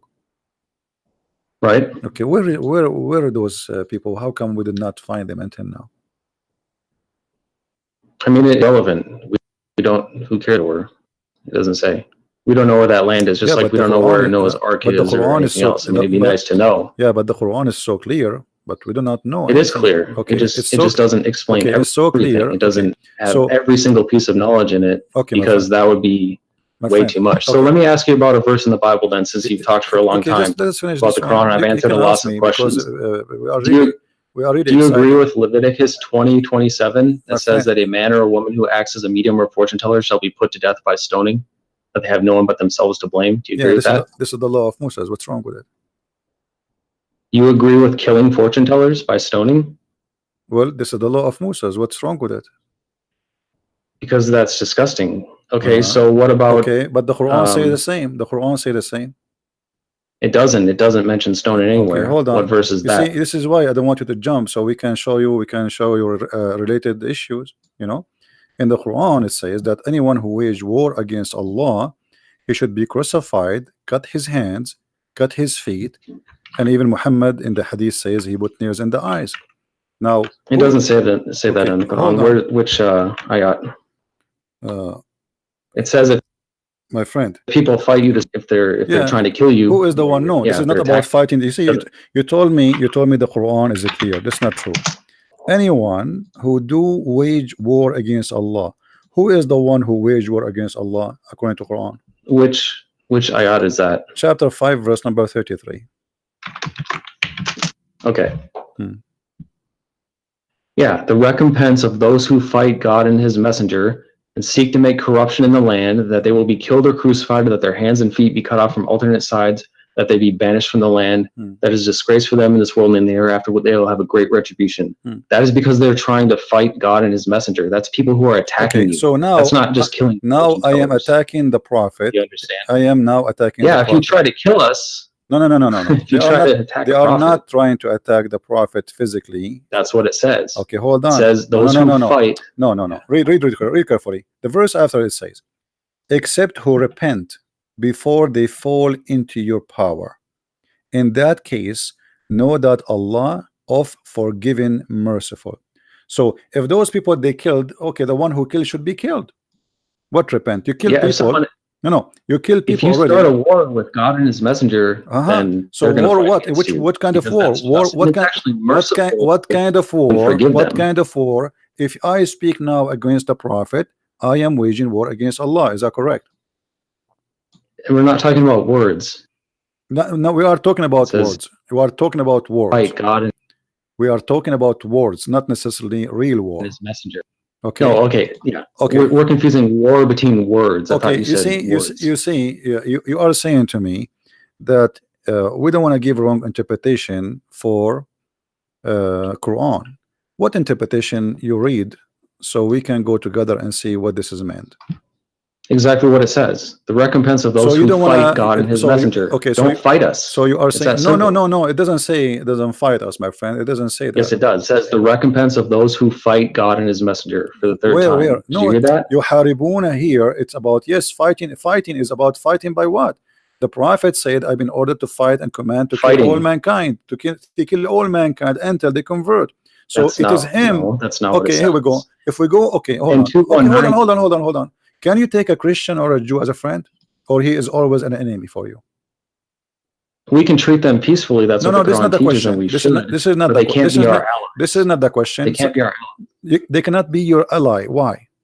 Right. Why? Because we're not allowed to be allies with them. Why? Are you allowed to ally? Would you ally with Muslims? Why not? Would you ally with Satanists? Because we're not allowed to. With what? With what? It doesn't matter. There's nothing wrong with that. We have nothing against them. We can treat them peacefully. They can live peacefully among us. That's fine. We're not going to fight in a war with them. You cannot treat them peacefully because the chapter Yes, 9, chapter 9, verse 29 says, "Kill the Christians and the Jews until they pay the jizya." No, it doesn't. It does. And also 2:190 says, "And fight in the cause of let us read. God against Let us read together. you, but do not aggress. God does not love the aggressors." Listen. No. This is the chapter of At-Tawbah came at the end of the Quran. The last thing Muhammad he came with before he died, and he said it clearly. Look, after he attacked and he killed all the enemies of the Arabian Peninsula, go and fight the Christians and the Jews. And the verse in the front of you, fight those. Look, you don't interrupt me, and I won't interrupt you. And we'll get somewhere. What does it say? Does it say fight for what reason in chapter 9 verse 29? Okay, let's look at that first, and then I have one to show you. 5. Which one was it? 9:29. 9:29. Okay. Yeah, so it's under the context of what I was already telling you, under the context of like 2:190, which is fighting the cause of God against those who God does not love the aggressors. What aggressors? He is saying fight those who don't believe in Allah. He's not saying fighting because they are fighting you. Fight those who don't believe in Allah, nor the last day, nor acknowledge, as you see, until they pay the jizya. So if you pay him money, you live. Or what he want from you, either you convert to Islam, or you die, or you pay. No, it's until they pay the reparation. Yeah. So that's a reparation for being jizya, wrong, something done to you, and it's also the context of the entire Quran. Jizya, no, my friend. Your Quran says kutibat alayhimuz zulla. So Allah he made a destiny for them to be humiliated by you. Look what the Quran says. قاتلوهم يعذبهم الله بأيديكم. Fight them, Allah will torture them by your hands. Did he say that? No. That you can interpret it how you, but that's not what I'm teaching as a Muslim. Who are now, you? I've answered your question a lot for the Quran. Who are you to teach? I mean, I'm asking you. Are you Allah? I'm a Muslim. Are you a prophet? No. You okay? The Quran says okay. Yeah, so does the Quran, my friend? Does the Quran says fight them to torture them? Allah torture them by your hands? Yes or no? No, it doesn't. Chapter 9, verse number 14. Read for me. I know what you're talking about. It doesn't say torture them by your hands. It says fight them. It says fight them. Perhaps God will punish them by your hands and humiliate them and grant you victory over them and heal the chests of the believing people. Thank you very much. And the one before it says, would you not fight a people who broke their oaths and obsessed to expel the messenger, especially while they were the ones who attacked you first? Okay. Do you understand? Have you ever heard of something? See, okay. That's why you're disingenuous, because you ignore the one before it. My friend, let us says, especially since they were the ones who attacked you first. Do you understand? I said very clearly. Okay, let us see who is the one who broke the oath. Chapter 9, verse number 1. No, I've answered enough about that. The one. Do you agree with Leviticus 21:9? Hold on. No, I've answered enough about that. Verse number 9. I will give you one more. Chapter 9, the same chapter. Hold on. Verse number 1. It says that the one who washed his hand from the agreement is your prophet. Read it. The same chapter, verse number 1. Okay, let me look at it, and then I'm going to ask you from the Bible, because I've answered enough. A revocation is made by God and his messenger to those with whom you have made a pledge from among the polytheists. What's your point? What are you asking? It is him who broke the agreement. It is him who washed his hand from the agreement. And the verse and the verse in chapter 9, verse 29 is not even about the Arab. It's about the Christians. It's not about the people of Quraysh. It's about the Christians who did not fight Muhammad, never fight Muhammad. There's no one, he is a Christian. He did fight Muhammad. Okay, show me the story where the Christians. Okay, hold on. Show me the tribe of the Christians which fought Muhammad and attacked him. It doesn't say Christians. It says polytheists No, who it broke says their oath no. and It attacked him says first. people in the That's book. exactly what it says. No, don't, my friend. Let us be honest. It No, it says doesn't. fight who? People of the book. Does it say that? No, which one? It What do you mean? says Chapter 9, verse number 29. It says fight and kill the people of the book. Either they pay the jizya or they die. No. It says fight those who do not believe in God or the last day. And the earlier ones, which I just talked about, no, hold it's on. talking about the Don't same jump. people I was just Don't jump. the Don't polytheists who broke the oath and attacked him first. Don't That's jump. who it's talking about. Don't jump. That's the context. Fight. It doesn't say Christians. Okay, it says the Christians. Here we go. The one who is surah. giving the scriptures. You know, Nur, stop lying, my friend. Everybody is laughing. Okay. I am showing, my friend. I am showing Islamic translation. Now, all Islamic translation says it clearly that those are the Christians and the Jews. Why you? No, it doesn't. It doesn't mention read with me. Like I just said. Read the screen. Now, read the screen. Enough of that. Read the screen. No, read the screen. Times. No. I want to know. Do you agree with Leviticus 21:9 my that says friend, a priest's daughter who loses her honor by committing fornication thereby dishonors her father also shall be burned to death? My friend, you agree with that in the Bible? The law of Moses is the law of Moses and fit for the time they live in thousands of years ago. It's in the Bible. I agree with everything. I'm making it simple for you. I agree with everything in the Bible for that time. So we agree. So yes. We agree. Still in the Bible. Now listen, don't change the topic. Don't change the topic. You're trying to run. We can go to the Bible. I just told you. I just told you. I agree. I just told you I agree with everything written. This is the law. This is the law. This is the law. This is the law was given to the people at that time, and I agree with it. You see, you are. So it's no longer valid. Let me show you. No. Because this is the law of Moses. There's a law given to the Jews. But you're saying that there's. Listen, even your God. Hold on. Even your God says that this is the law we give to the Jews. Here we go. The same chapter we are reading from to show you how hypocrite you are. In chapter 9, verse number 28, it says that Allah He gave the order to the Jews. If somebody killed an innocent person, as if he killed all mankind. Is that correct? That still applies today. So no, it does not apply today. No, it does not apply today. How would they know? You Muslims, you kill every. You Muslims, you kill innocent people. You Muslims kill innocent people. You Muslims. You're a liar. You see, here we go. I'm proving you. I'm proving you that you are a liar. It says in front of us, fight those who they are, Christians and Jews. Read the translation. No, it doesn't say that. Okay, read the translation. It's in front of us on the screen, please. Let me look. That's not a right translation, and it doesn't say choose different translation. No problem, my friend. We have like 20. Hold on. Everybody is laughing at you. Everybody is laughing at you. Choose a translation from this website. Any translation in this website. Okay, my friend. Hold on. Everybody is laughing. Can you please do me a favor? I'm not your friend. Can you? I'm not. Sure, you are not a friend. Here we go. You just showed me that you are a person. You are a person. I don't like evil liars like you. You are a liar. You are a liar. Here we go. Choose a translation from the list. Anyone you wish. We have all this list. Look how big. Anyone he agree with you that those are not about the Christians and the Jews. You're showing it on the screen and it doesn't say Christians. That means you're a liar and a hypocrite. It says a so Christian. Let's look at the Bible. It says a Christian. How are people and hold on, and I can show you the interpretation too. I will let you talk. Hold on. Here we go. This is the interpretation of Ibn Kathir. No, hold on, because you are trying to run. This is Ibn Kathir. Why you are lying? Nah. I'm still talking. This is Ibn Kathir saying those are the Christians and the Jews, and the Prophet he ordered them to be humiliated, disgraced. No. Why you are lying? It's in front of us. Why does your translation not say Christians or Jews then? No, it says that. Here we go in the front of us. No, what's wrong with you? It says here the word Christian andWs. It's in front of us on screen. No. And I don't follow that translation either because it's not. Okay, what translation you follow? What translation you follow? Okay, no. You said to me, you said to me, listen, Abdul, you said to me. How are they supposed to know that that's supposed to be for the time back then? Listen. You said to me, you believe in the monotheism. You believe in the monotheistic translation. Can you read for me the verse from that translation?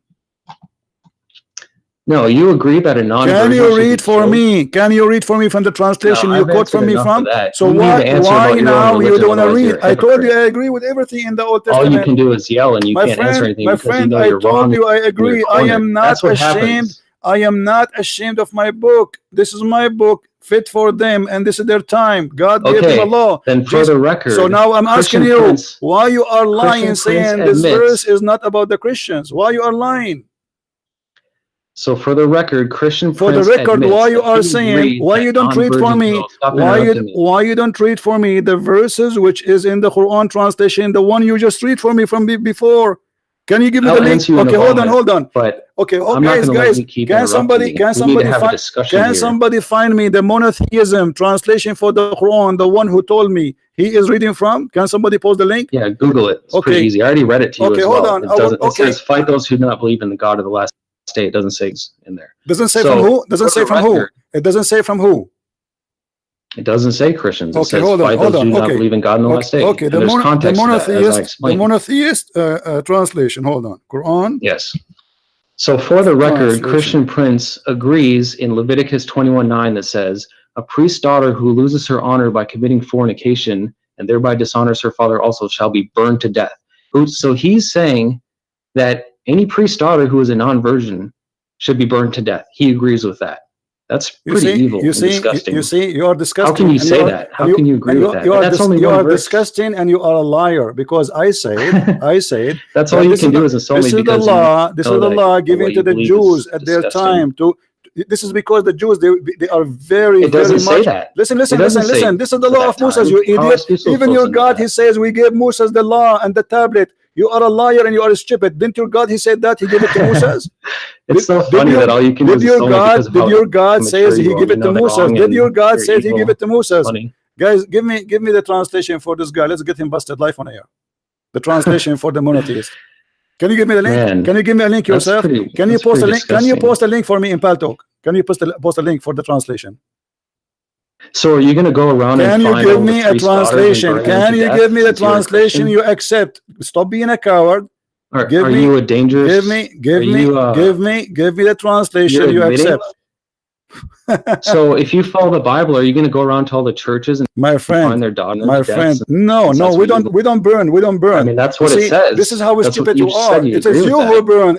Okay, shall I show you that Ali, he burned people alive just because they are wrong? No, he doesn't do that. So you believe that Jesus is God, right? Shall I show you? Shall I show you your prophet? He was going to order to burn people just because they did not show up for Friday prayer. It's our turn to talk about Christianity. So you see, first of all, you are not talking about Christianity, and you are a liar. You are talking about the Judaism. It's from the Bible. What do you mean? The Bible is a book of books. This is the book of the Jews. Don't you follow the Bible? And this is an order. You follow the Bible. No, we don't follow everything in the Bible. You liar. I will give you an example. I will give you an example.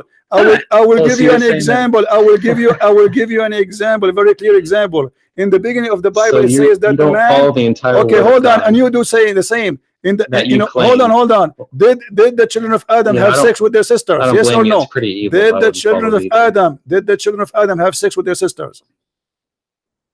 Well, that's ridiculous. Did they have sex with them? So it was allowed for them. So it was allowed for them, but it's not allowed for us. Listen. So it was allowed for them, not allowed for us. That you should kill their son. See, this guy, he just want to talk. Was it allowed? Nah. Now, let me ask you. You talk over me. Okay, hold on. Did your prophet allow the muta? Do you follow the muta? No, I don't even know who that is. Chapter 4, verse number 24. Your prophet allow you to rent women for sex. Arabic. Huh? Tell me what muta. Muta, I mean pleasure, sexual pleasure. Yeah, what about it? Did your prophet, he ordered in the Quran, chapter 4, verse 24, to do muta? You see, you are asking me why I don't follow the Old Testament burning somebody, right? Okay. Your Quran given to you by your prophet, you don't follow it no more. Do you practice muta? No, it says, here's what it says, 424. So, in the name of God, the Almighty, the Merciful, Bismillah ar-Rahman ar-Rahim, and the end intended for the women except those maintain the book of God is over you and permitted for you what is beyond this if you are seeking with your money to be independent for illicit sex. As for those whom you already had your joy with, then you shall give them their dowries as an obligation. There is no sin upon you for what you agree after the obligation. God is knowledgeable, wise. It says right there, not for illicit sex. Lewdness is forbidden. So let's talk about It what you says believe. paying them. It says paying them. Okay, hold on. We found the translation. We found the translation. So you believe Jesus we is God, found right? the translation you choose for us. What do you say? Shall we Why read are you it? so afraid Shall to we talk read about it? your beliefs? Shall we read it? You coward. Shall we read it? This is the translation. This is the translation. I just read it verbatim. This is the translation you choose for us. Can we read it? I just read it to you. Go ahead and read the same thing. No, chapter 9, verse number 29. We will go one by one. Chapter 9, verse 29. Why are you so afraid to talk about your religion? We did. I answer you. And not only that, I said, I agree. Now let us read together. So you agree that you should slaughter sons for the guilt of their fathers. That's what the Bible says. Guys, now answer the question. Listen at this guy. He said to me, shut up for a second. Just for a second, please. Just for a second, please. For a second. This is the translation. You lied to us and you said, you lied to us. You coward. You coward. Let me talk. You lied to us and you said, it doesn't say anything about the Christians. I quoted it verbatim. This is the translation. Shut up, you idiot. Let me talk. This is the translation you quote for me. It says, giving the book. Who are they, those who are giving the book? You coward. Who is the one giving the book? Who is the one giving the book? Why you don't want to read it? You can't even. Chapter 9. Shut up. What a donkey. Guys, this is the translation he gave us. He said the monotheist translation. It says those who they have given the book. I'm going to call you back and you tell me who is the one who's giving the book. You liar, you coward, you have no dignity. You said it doesn't say there anything. You cut the word the book. Everybody heard you, it's recorded. Here it says, from those the people who they are giving the book, who are they the one giving the book? I will call you back.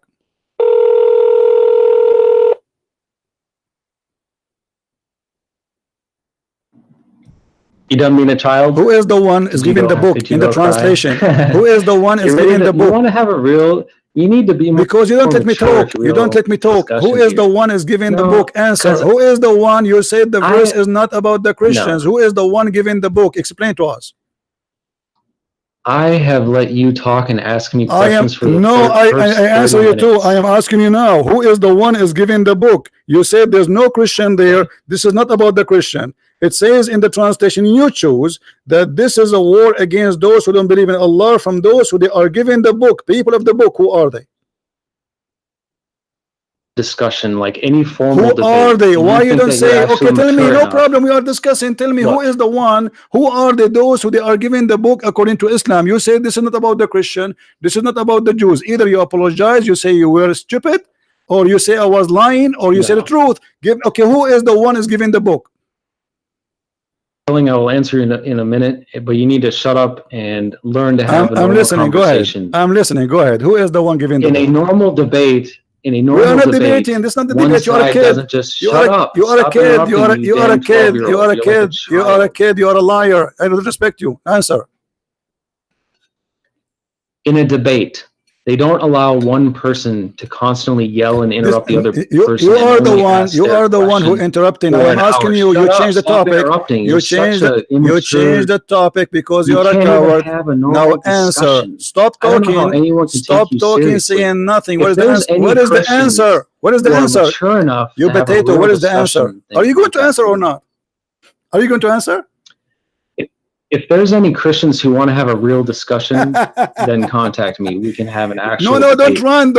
Who are they? The people of the book. You coward. Why you want to leave? Just tell us who is the people of the book. See how he just interrupts? You coward. Like a little kid. I am interrupting. I am not interrupting. I'm waiting for you to answer. I gave you the mic 15 minutes ago. Until now you want to answer. Have a real discussion. That's why he'll never be on an actual debate. Don't hang up. Imagine like in a university. I'm not going to talk. I'm waiting for the answer.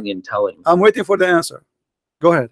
Okay, then let's be fair. I will answer one more of your questions. Okay, not one more. No, just answer this one. Just answer this one, please. You say there's no Christian, there's no Jews in chapter 9, verse 29. Listen, you say there's no Christian, there's no Jews in 9:29. And this is the translation you choose. We've gone over this 5 times. No, you did not. You did not read the word. You did not read the people of the book. It says people of the book. Who are the people of the book? It doesn't say that. Right here. It doesn't say that. It's in the front of us on the screen. It's in the front of us in the screen. Are you stupid? It's in the No, screen. Everybody is laughing it at doesn't. you. This is It the says monotheist group editor translation. Read it, guys. This is the translation you choose for me. Stop lying. no. Fight those who do not believe in God or the last day. That's what it says. Nor do they restrict what God and his messenger have restricted, nor do they uphold the system of truth from among the people who have been given the book. Talking Thank about the you. Who Quran. are they? The Until one, they the pay the people. reparations Wonderful. Who are until they? they are. You said it doesn't say Christian or Jews. Who are they? The people of the book.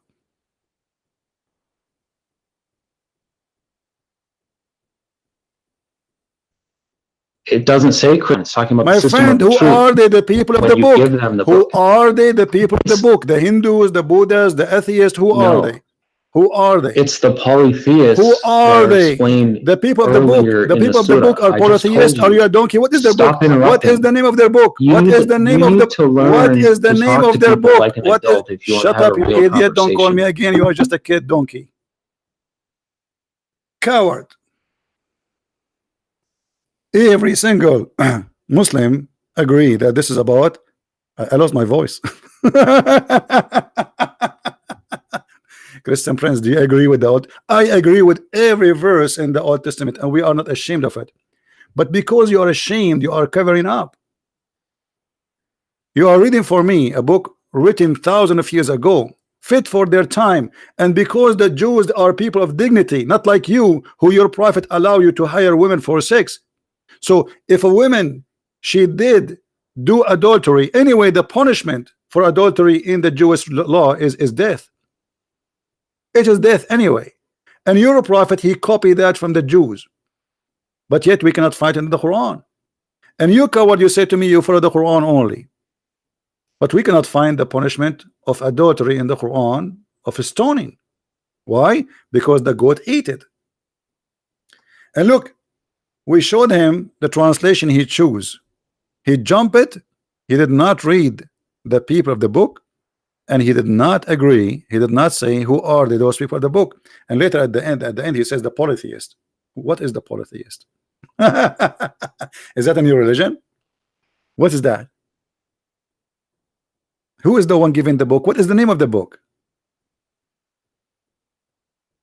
What's that? Coward.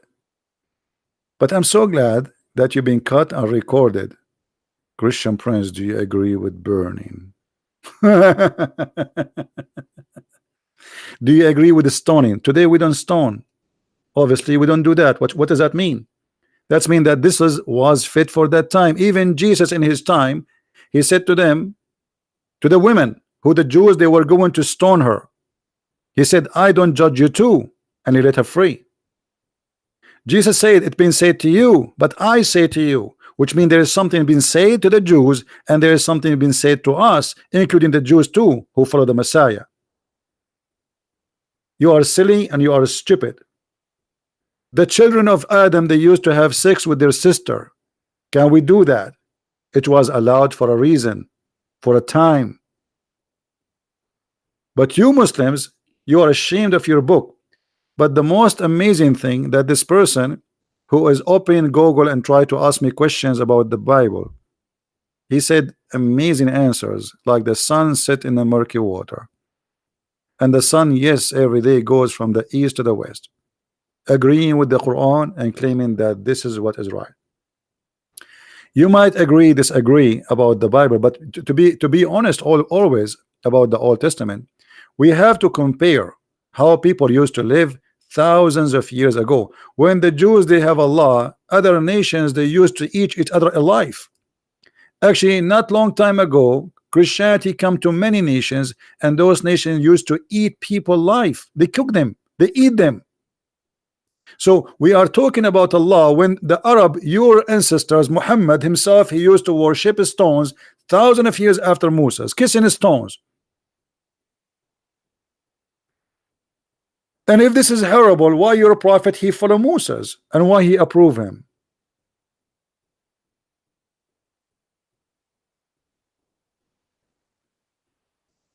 You see what happened always, you will see somebody, he will come in the year 2019. He says, look what it says here. We'll go there and live at that time. At that time, everybody lived by the sword and died by the sword. And this is a small society. They are called Jews. They want to be sure that this is an extreme punishment, so nobody will do it. So when you do that, you know that what you are going to face. You do it, it's mean you choose the punishment. You have no problem. When here in America it says if you kill somebody, some state agree with the execution. They will execute you. It's mean you don't care. Execute me, I will kill him. When you break the law, knowing what the punishment is not a secret. That's mean you are willing to take care, to take all the way up to the punishment if they discover you did. So when we speak about something, we speak about it in the time and in the history. We don't compare it today. Until now in Texas there is a law. It says women underwear are not allowed to published in the public with men underwear. When we hear this we laugh. But because you are comparing a law was exist 200 years ago with today, where neither men or women wearing underwear no more. So you know, when a Muslim he tried to put down the Old Testament, we laugh at you. Muhammad he came thousands of years after Moses, and he take us back to the cave time.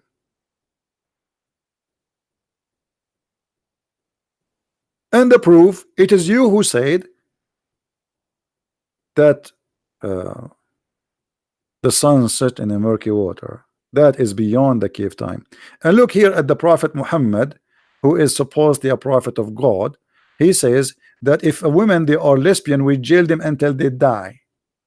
Do you agree with jailing women who they are lesbian until they die? What, you will say no, or you will say yes, or you are a hypocrite? The law of Moses is the law of Moses. Now this is your law.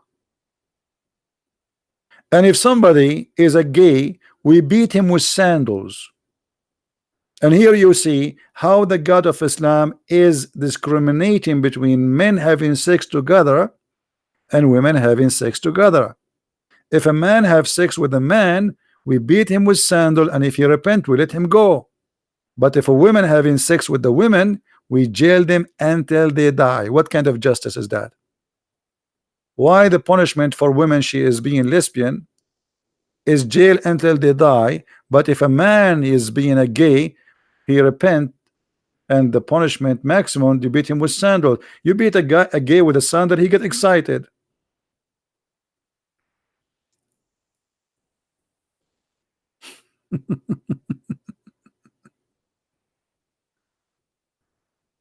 Sandals, and if you repent, you let him go.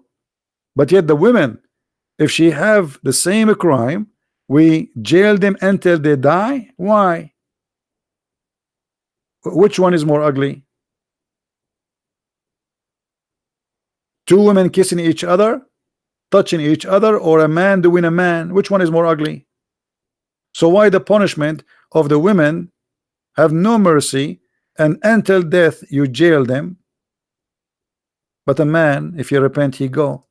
So you don't follow the, why you Muslims you claim that you are follow the law of Abraham and the law of Moses? The law of Moses doesn't say that. You are a hypocrite. You claim that Muhammad claiming that Moses was a Muslim prophet. Okay, where is the Muslim prophet who followed Moses? The Muslim prophet. Moses is a Muslim prophet, Muhammad is a Muslim prophet. So how come the law of Muhammad has nothing to do with the law of Moses?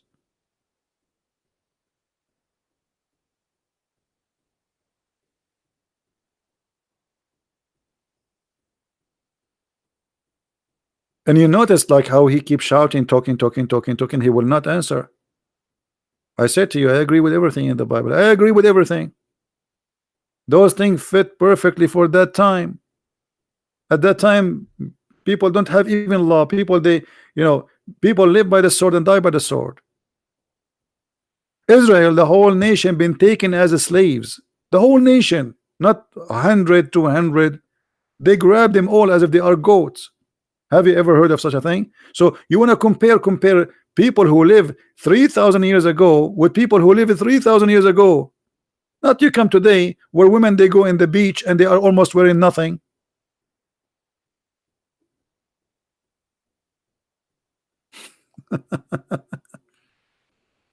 You see, when we compare the Quran, we compare it with the Quran, not with today. We prove Islam to be false at the time of Muhammad, not necessarily today. Hypocrisy. And look, he said to me, I don't believe in the hadith. But isn't it the Quran said that you have to obey the Prophet in order to obey Allah? How you don't believe in the hadith? You are a hypocrite. But I believe he said to me that so he will avoid showing him the hadith. He will say to himself, okay, I will say to him I don't believe in the hadith, and that will cut any try from him to get me busted from the hadith. I will say I don't believe in the hadith. That's it, it's gone. But the Quran written in the same time, there's nobody have the Quran. Actually, nobody have the book of Al-Bukhari. Al-Bukhari does not exist. Nobody have the book of Sahih Muslim. Does not exist. Nobody. Those books are not printed. This is somebody claim that this is what Al-Bukhari said. Same for the Quran. We don't have the Quran. Nobody have the Quran. All the Qurans they have is written centuries after Muhammad. It's coming from his recitation. Even the official Quran, which is printed by Saudi Arabia, in the first page it says that this Quran is according to the recitation of Muhammad. Recitation, because there's no book.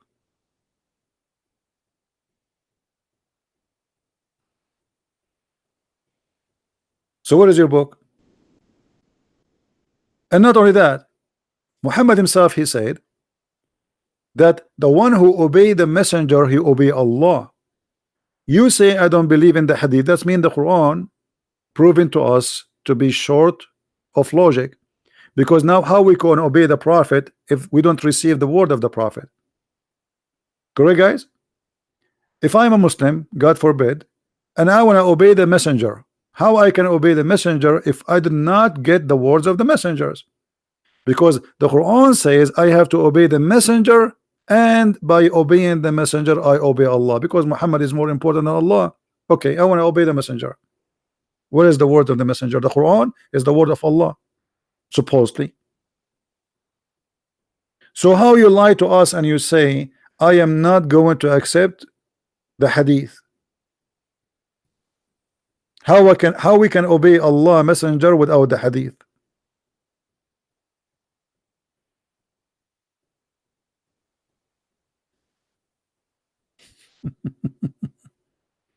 Right? Now listen.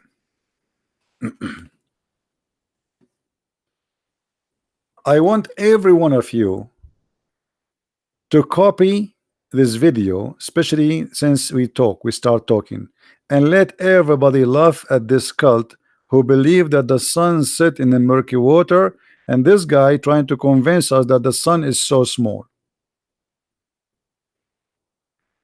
Actually, you know what? I'm going to replay it. Hold on. I don't know how long ago he called me, because this is fun.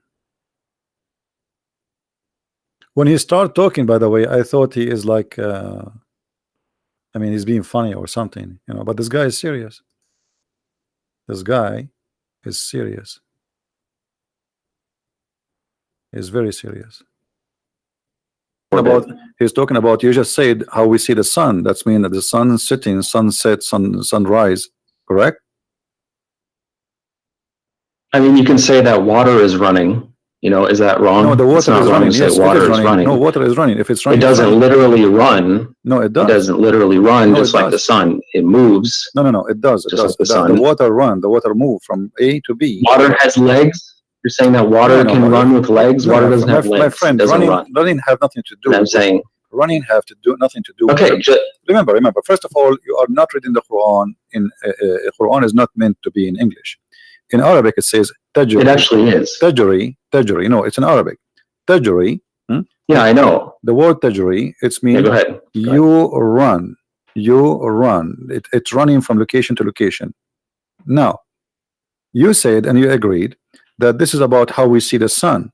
So Allah speaking here about the sun setting, the sun rising, but this is absolutely false. The sun does not set, the sun Yes, does not rise. all it says is that it runs to a specific destination, and What is running is what is this? interpreted the same way that water is running. Okay, It my friend. moves to a certain destination, Okay, which okay. it does every single If day. we It's go, just all right. If we go just two verses down, you can read a the verse useless. before it. You can read the verse before it, and the moon after it have measured in their mansion.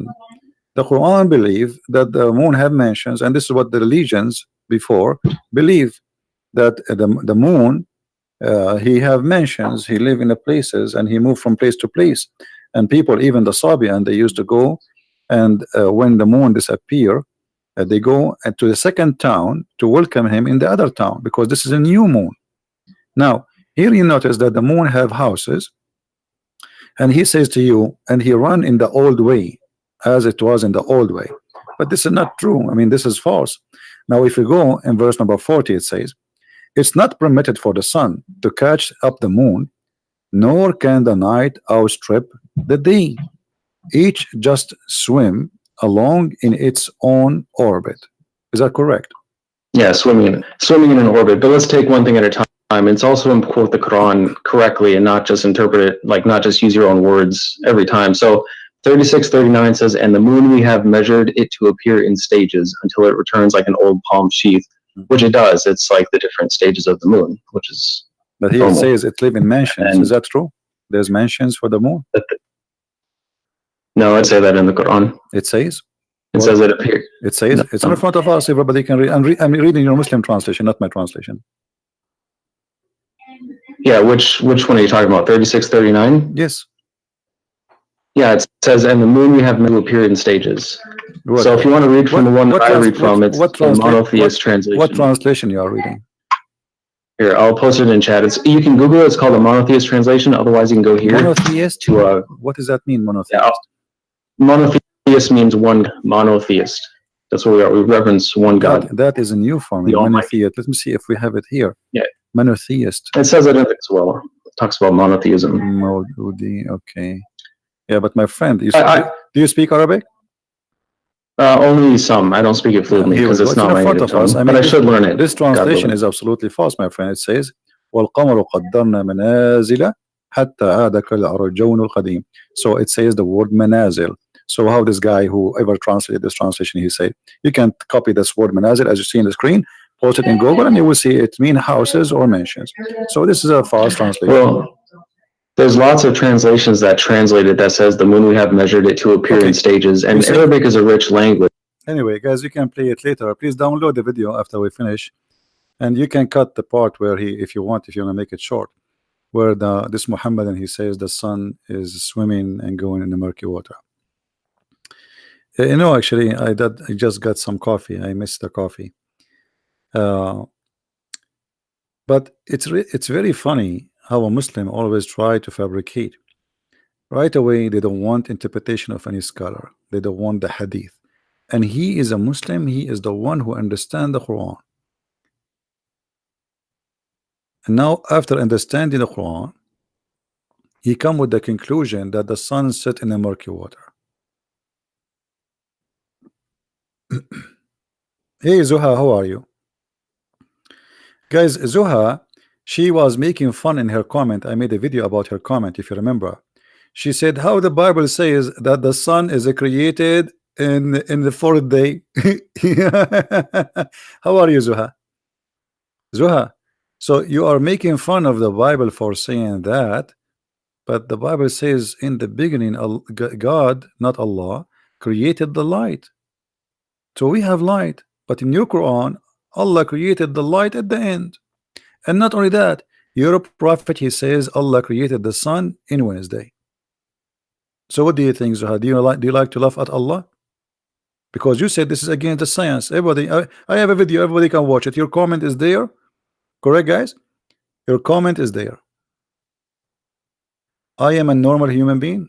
I'm so glad that you are a normal human being. Why? I was expecting you to have 4 legs. I know you are a human being. I just want talking to you. Otherwise, I will not talk to you. Like when we talk to cats, we say meow, meow. I'm talking English to you, so obviously you're a human being. I'm talking to you. So what this have to do with my question? Why you made fun of the Bible saying how God can create the sun in 4 days, and this is against science? But while the Quran says Allah created the sun at the last day.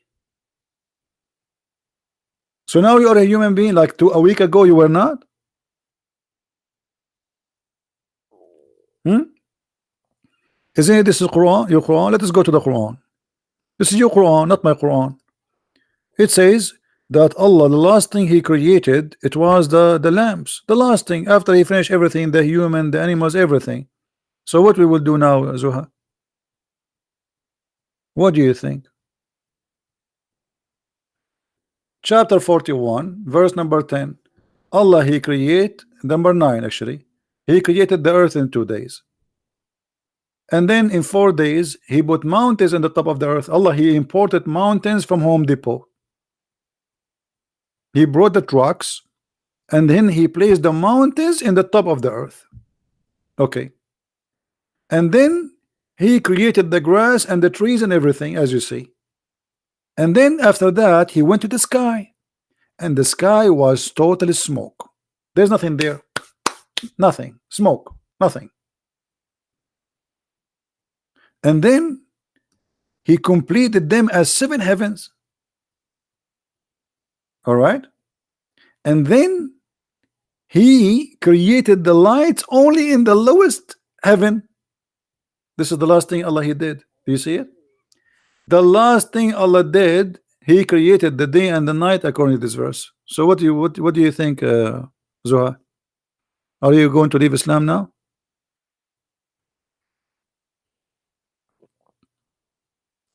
First, read your Bible. I agree with my Bible. Yes, guys. How many times I need to re-say? You see, this is the difference between us and you. You Muslims are ashamed of. You make fun of the Bible when we show you what is in from the Quran, especially if it's agreement. You bite your tongue. You say I was a human. I'm just a human. I agree with my Bible. What's wrong? Why don't agree with your Quran? Do you agree with your Quran? How many times I need to repeat saying I agree with my Bible? Do you agree with your Quran? No, I know how to refute. Get you busted. I agree with my Bible. Do you agree with your Quran? Either you say yes or no. Do you like to call me Zuha? Do you like to give me a call? Call me, and you can read for me from the Bible, by the way. No problem. I like it. But obviously you don't want us to read your Quran. That's why you're upset. And you pause for us, read the book of Judges. Okay, what is the book of Judges in the Quran? Why we don't have it? How come the Jews they have it, you don't have it? Where is the Psalm? Where is the book of Moses in the Quran? I mean, what kind of book this book is? Why the book of the Jews have every prophet book, and in the book of Muhammad there's nothing but fairy tale stories? Where is the stories of Moses? Where is the book of Moses? Shouldn't the Quran, if you Muslim, you say that Moses was a Muslim prophet, shouldn't the Quran be a book by itself additional to the book of Moses? You say to us that Isa was a Muslim prophet, shouldn't the Quran be additional book to the book of Isa? Where is the book of Isa? Islam religion is like an orphan religion. It is an orphan. There's no daddy, there's no mommy, there's no books, there's no reference, there's no witnesses. Nothing. There's no manuscript. Where is the Quran itself? Where is the Quran? Who is a Muslim want to show me the Quran? There's no Quran. Even you Muslims, you say to us that Uthman he burned all the Quran. Why Uthman burning the Quran? He have Islamophobia? Why Uthman did that? I think Uthman was the first Islamophobia. Shame on you, Uthman. Uthman the Caliphate was Islamophobia, burning the Quran. Stupid. I don't agree with burning the Quran. Why you want to burn it? Let us read it and love. But obviously Uthman was Islamophobia. Anyone can tell me why Uthman he burned the Quran? I will tell you why. The only reasons even though I'm not there, that the other Quran are not the same. He wanted to unite the Quran because there's many books, they are different. Otherwise, why he want to burn the Quran? Imagine I have 1 billion copy of the Bible. Why I want to burn it?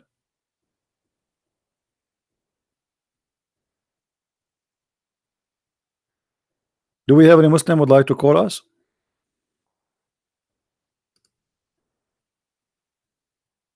And by the way, the verse we see in front of us on the screen, chapter 41, verse number 12 and 10 and 9, 11, it's total contradiction for chapter 79, because in chapter 79 Allah created the heaven first and then he finished the earth. In chapter 41 Allah created the earth first and then he finished the heaven, which is a clear evidence that the Quran cannot be a book of God. I mean, this is the most simple way to see how silly the Quran is. Have you ever heard of a God who don't remember the order of his creation?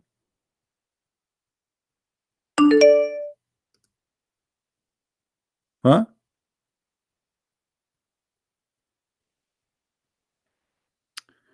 Hey, somebody saying to me, uh,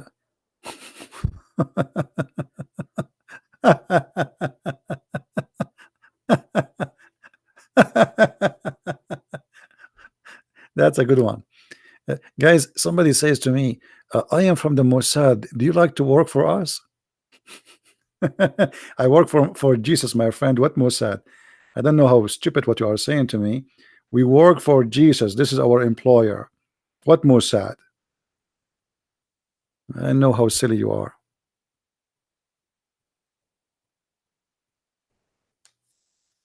And what I would do for you? Huh? What I would do for you? I want to work for the Saudi Arabia Mossad. They pay better. What's silly?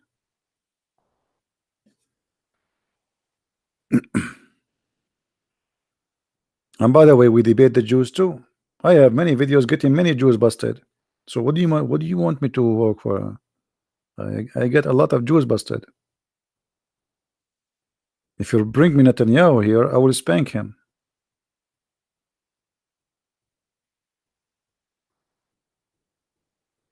Do we have any Abdul?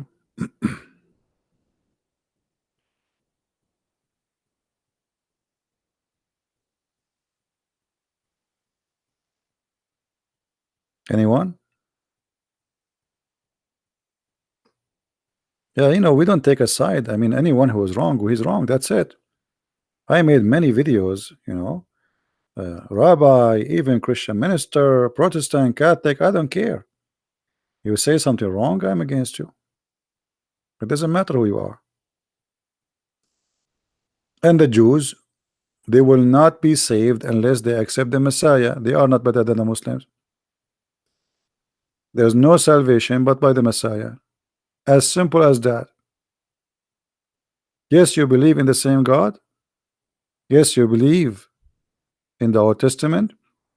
But I believe strongly that there is no salvation but by Christ himself.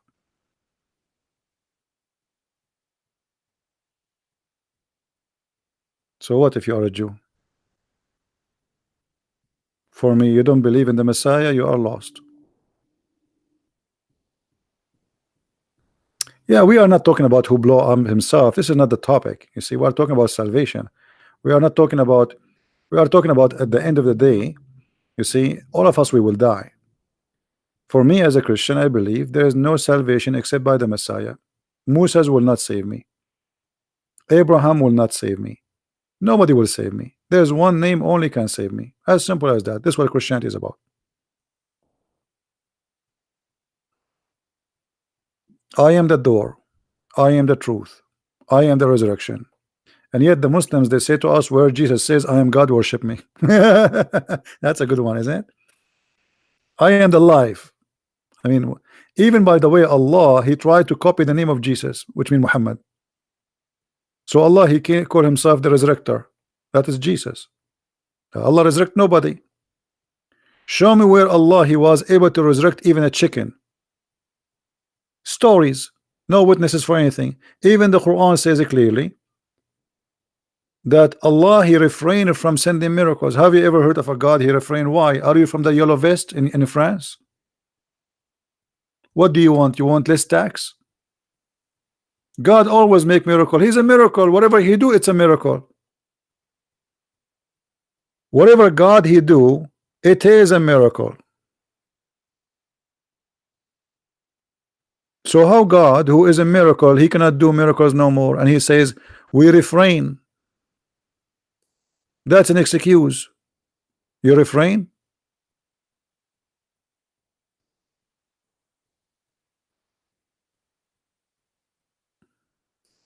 Nice to meet you, Mr. Refrain.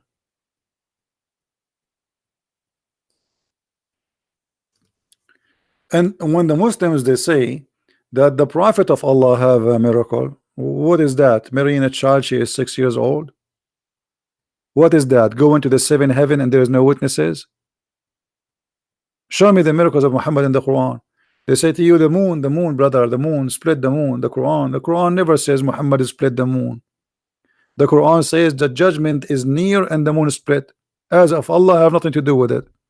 Guys, if I say the judgment day is near and the hurricane came, does that mean I am the one who made the hurricane? No. Obviously it's not me, because if I am Allah and I am saying that to you, then there is no way I will say the judgment is near and the moon split. I should say the judgment day is near and I split the moon. Correct? I split the moon. You don't tell me the moon split. And by the way, the statement alone is a proof that Muhammad is a false prophet. He saw an eclipse and he believed that the moon split.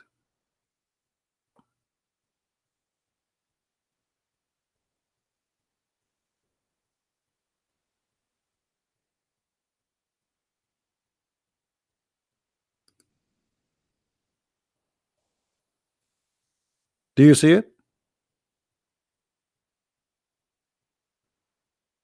The hour judgment is sight and the moon eclipse. This is a guy, he is reporting the news. This is not a God telling me what he did.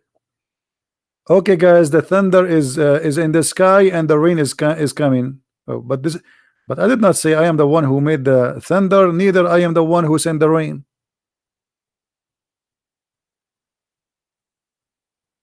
You see it?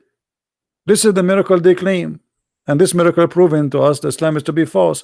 Because if Muhammad making a prophecy according to his God, he is saying the judgment day is near, but this is 1400 years ago, and the judgment day is not until now. It's not here. And how the moon split? Where is where? Okay, did we glue it together again? By the way, yesterday I bought a crazy glue. Do you think Allah he used a crazy glue at that time?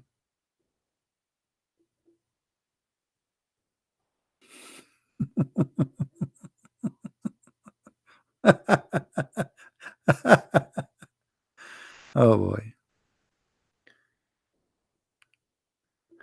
Do we have any Abdul? By the way, crazy glue is good. Crazy glue will fit perfectly with the crazy Quran.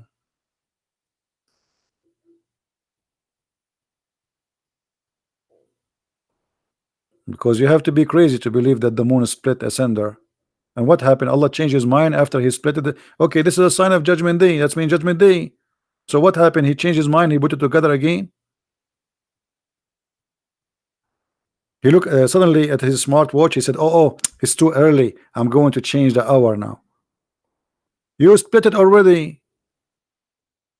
And now we heard the Abdul trying to convince us that the sun really set in murky water. And look, I said to him murky water. He says no, not murky water, hot water. Supposedly, like, I mean, it make a difference. By the way, he was correcting me. I said murky. Actually, he is right. It's hot water. But look, he's like, this is the man is consistent. Like, no, it's not the murky water. It's a black, dirty, hot water. Oh, okay. And the sun is there now. Oh, okay.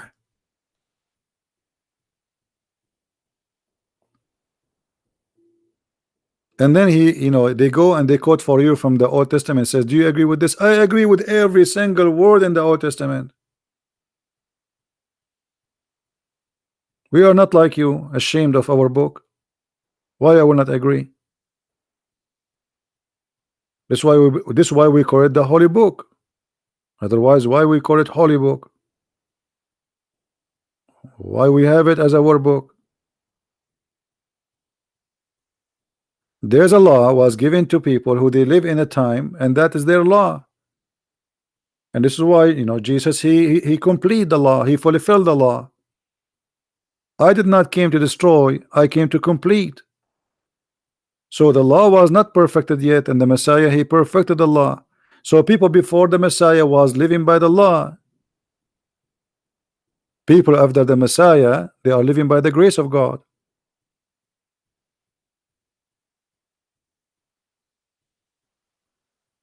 Even the Jews, they understood the law wrong. When Jesus, he do something in a Saturday, in Sabbath, helping somebody, the Jews, they say, why, what are you doing? This is Sabbath. So what Jesus said to them? Sabbath was made for the man, not the man made for Sabbath.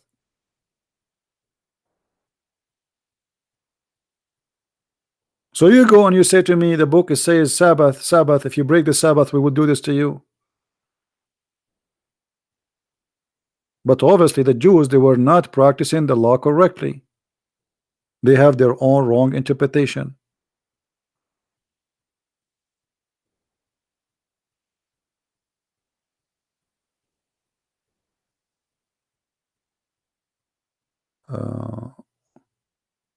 Yeah, this is not a verse, my friend. The verse about if Muhammad he like a woman, her husband must divorce her, is not a verse.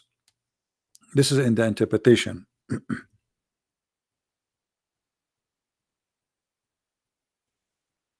You know the story where Muhammad he liked his own son wife. Let me show you the interpretation.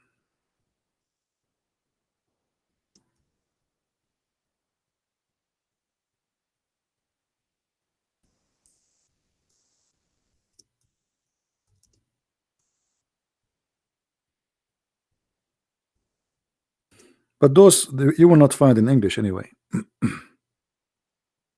Just to let you know. And I don't think ever the Muslims will translate. But you can get my books, Sex and Allah, and you will be able to read. Let me first give you the link, but this is in Arabic. This is in Arabic. But what you can do, you can open with Google and you can translate the whole page. This is the official government website of the Kingdom of Saudi Arabia. This is official website of the Kingdom of Saudi Arabia. I posted the link for you. So what you can do, you can translate. Let me show you where it's going to appear. But maybe in the translation it will be different.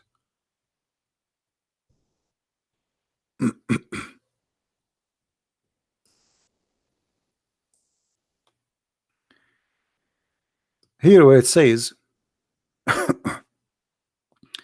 and from what is it was lawful for the Prophet, which means only Allah gave it to the Muhammad only.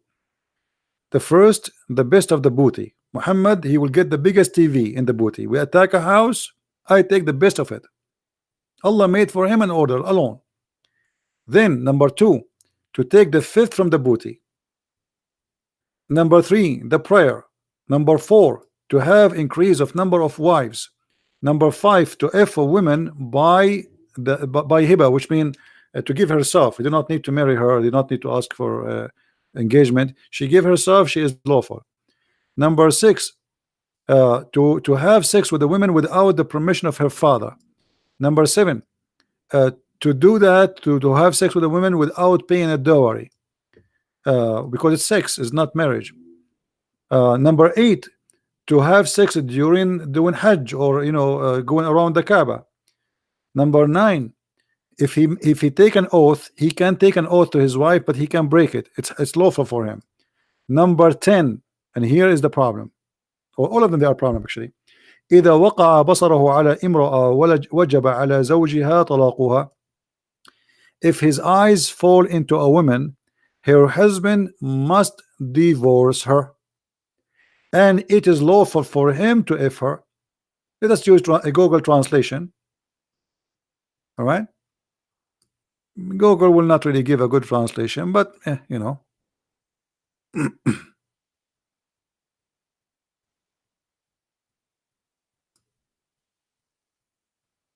All right,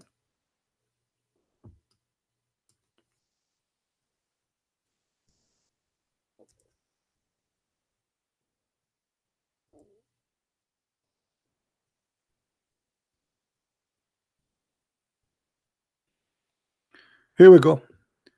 You see, this is the auto translation. If he sees his eyes on a woman, for sure here translation is not correct. If his eyes fall into a woman, her husband must divorce her. Kabich? Do you see it? Number 10. So all what you need to do, the link I gave you, use Google translation. It's not accurate, but better than nothing. I mean, this is a prophet of God. If his eyes fall into a woman, her husband must divorce her. Why? Why? What is that? What does have to do with religion? What does have to do with God? So because I'm a prophet of God, if I like your wife, you have to give her to me. If your wife, she walk by and she serve me some tea or some coffee and I like her, you have to divorce her immediately so I can sleep with her. And by the way, all cult leaders, they share the same thing. All cult leaders, they tell many women to sleep with them. All the women who come to their religion, they want to sleep with them.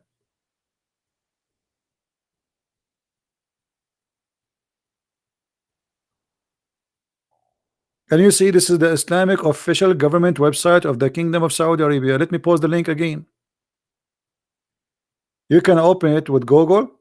Be sure you open it with Google, so you can click and do Google translation to the language you speak. I don't know which language you have, and right away you go to number 10.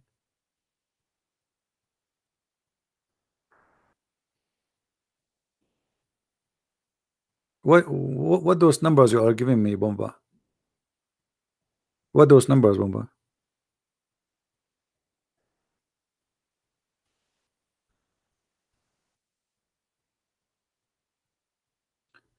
Any Muslim?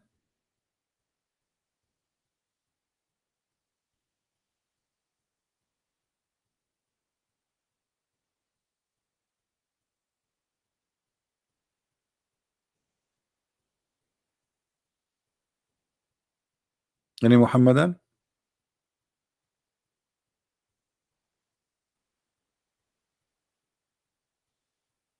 Call Abbas. Abbas is driving. Abbas is driving, and he's a prophet. He goes to the heaven. He come back. Nobody see him. Even his wife. She was asleep. By the way, yesterday, what happened to the prophet happened to me. 3 angels, they come to me, and they cut my chest from here to here. Actually, to there. No, not to here. Like, maybe a foot later. Yeah, there. Yeah, they cut my foot. They cut me from here to here. Actually, let me show you. I just have stitches here. This is not the stitches. This is no, this is the. I don't know. It looked like a high heel. Somebody throw a heel or something. Okay, so they cut from here to here, and then the angels, they after they cut my chest, they took all the material out and they washed them with water of Zamzam. And if you don't believe me, I have witnesses. Witness number 1, did you see me where the angels were cutting? Yes, it sounds like my voice, but he is the other me, because I am many people. I have what you call it, Shafranitza. My English is funny, so forgive me. Ooh, What is this guy is talking about? That's anyone he tell you I went to heaven, I came back, and then you believe? No witnesses, no proof. Okay, he went to heaven. Did he see how the earth looked like? So after he went to heaven, he come with the conclusion that the sun set in murky water. This is what happened to us if we go to the space. And by the way, why the angels they cut his chest and they wash it with the material in his chest with Zamzam? What does that mean? I mean, what about wash it with the Ariel? There's many good detergent exist in the market, and they are really good. I mean, angel sent by Allah, and he took all his material in his belly. What does have to do with going to the heaven?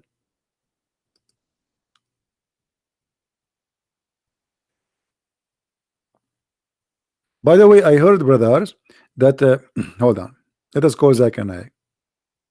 Tadadun, tadadun, tadadun, tadadun. Christian Prince, I told you don't call me late at night, and I am sleeping right now with my 4 wives. But brother Zach and I, we have a very urgent question, and we need the answer immediately. I told you once at the time. I'm going to sue you. I'm going to call the police for you. You are not valid, brother. But we need to know what is the connection between cutting the chest of the prophet and his stomach and taking everything off and washing it with Zamzam to go to the heaven. Christian Prince, I'm going to get you busted.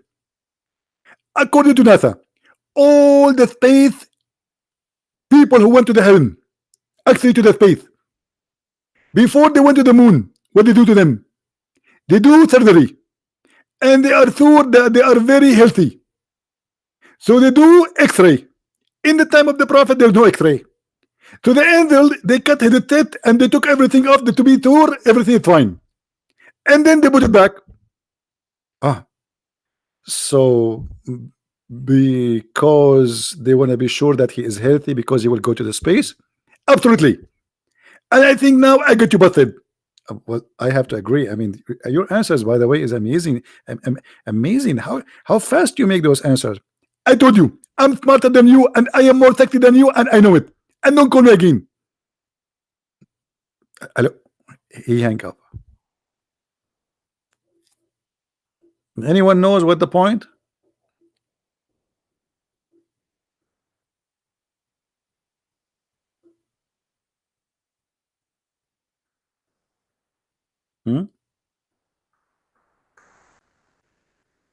So they cut his chest to be sure he's healthy? Is that why? No. The hadith says, okay, I forgot to tell him. Call him again? According to the hadith, guys, according to the hadith, which means according to Muhammad tell, they cut his chest so they can install in his chest a dish of faith and a dish of wisdom.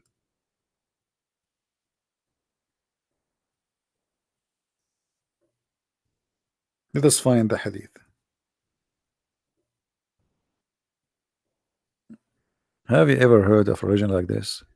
God, he make his prophet surgery, plastic surgery, to install a dish of faith and dish of wisdom. If you don't believe me, here we go. This is the hadith in front of you, and this is Sahih al-Bukhari. So you cannot say it's weak, it's strong, it's whatever, fat, you know. Here we go. 3 angels they came, and one of the angels said to the other angel, "What?" Okay, the story, and then it says, they took him and they carried him and they placed him beside a well of Zamzam. From among them, Jibril, one of the 3 angels, are Jibril. He took a charge of him, which means Muhammad. Jibril cut open the part of his body between his throat to his belly, not his chest. And then he took all the material off. And by the way, this is very normal. I mean, all prophets before, angels, they cut their material and take it off because it's you know, I mean, rust, garbage, you know, you never know, you know. And then they took from his chest, guys, read how Christian Prince he read this word, abandonment, and I learned this from Zach and I, don't blame me. And then washed it with Zamzam water with his own hands till he cleansed the inside of his body. And then a golden tray contained a golden bowl full of belief and wisdom brought, and Jibreel stuffed his chest and throat blood vessels with it, and then he closed his chest. Okay. In the Middle East, this is exactly how we earn our wisdom. Allah, he sent us an angel. He have with him two dishes, and by the way, the dish one of gold. They are made of gold. I mean, Allah. Do you think Allah in his kitchen he have like what? Plastic? Gold. And like me, I did not go to school.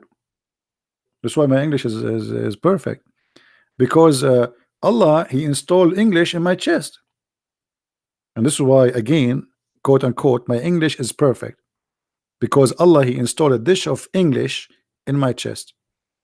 Otherwise, I do not know English.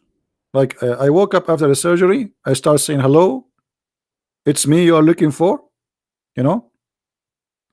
Otherwise, I know nothing about. The only English word I know, si senor, before the surgery. After the surgery, I learned English and I start speaking English, like saying takbir or alhamdulillah, you know. And this is I have witnesses for that. And if you don't believe me, I mean, why Muslim need witnesses for my stories? Here we go. Muhammad have no witnesses, and they believe in it. Do you Muslims believe in it or no? You say yes. Okay. So if I say now I went to the seventh heaven and there's three angels, they came and they cut my chest and they put what? By the way, in my chest I have 500 pixel display. They installed it there, and the fast charge battery. And I have Android, not Android, because Android is made by the kuffar. Android is made by Allah. 1000 Android, and they put all those things, you know, in my chest. And now I'm very smart. I know everything. You know, ask me any question. Okay, the gentleman there is asking me questions. Where is Brazil? Crazy. Brazil in Brazil. It's in Brazil. You know, ask me a different question. Where is Africa? In Africa. What's wrong with you? I told you I know everything.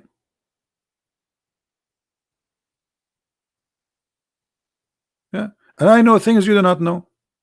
As an example, I have a cat. Her name is Susu. Do you know the name of my cat? You don't. I know it. That's proof that I am God. Worship me. This is what Allah he did with his angels. The angels, they said to him, Adam will commit sin. Allah, he said, told them, I know not what you don't know. And then he taught Adam the names, and then he placed the things, and he said to the angels, okay, tell me the names of those things. The angels, they look, this one we do not know, and this one we do not know, and this one we don't know. So Allah, he said, okay, Adam, your turn now. Tell them the names I taught you. Adam starts saying rabbit, cow, microwave, and the angels like, wow, how Allah he knew the names. He is the one who gave the names for those things, so how he will not know it? What Christian Prince look like? This is a very tough question for me because I am unlike anything. It's like when you ask a Muslim how Allah look like, what he would say. If you remember when I was debating the Dr. Nabil Baikli, he says to me, okay, Christian Prince, Allah is a physical being and he have a leg. Do you think his leg is like yours? And I was looking at my leg. I said, man, good. Thank God his leg is not like mine. I mean, if you see my leg, you will die from being terrified. But what does have to do with the question? And why Allah leg have to do to look like my leg? It doesn't matter. But he have leg. It look like my leg. It doesn't look like my leg. But still, why Allah have a leg? And what he how he look like? When you say he have a leg, it's me I have a leg. Hmm?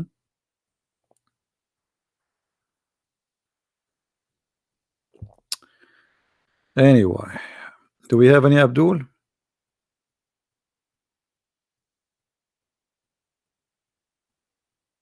Anyone?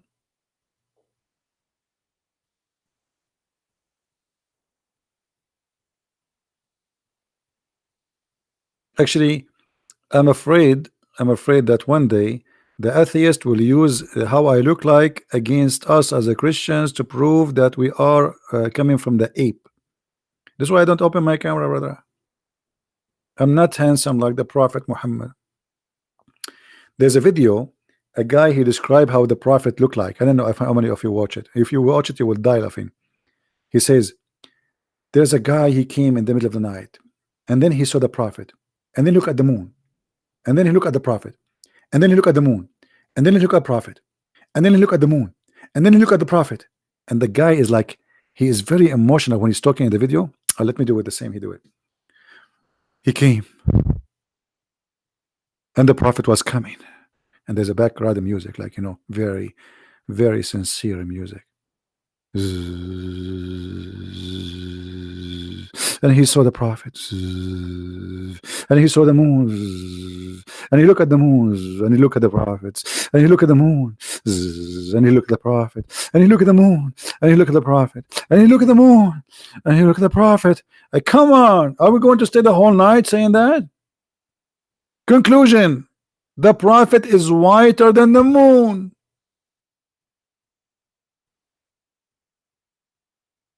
That's the whole story. People these days, they spend money to get dark skin, my friend. But those Arab are obsessed with the white. You go in the Middle East, you will find every Arabian woman, every mother. My son, I want to make you. I wanted you to marry a beautiful white girl. And you say to yourself, oh boy, my mom, she chose for me a white girl. Okay, she have to be white. Otherwise it's not.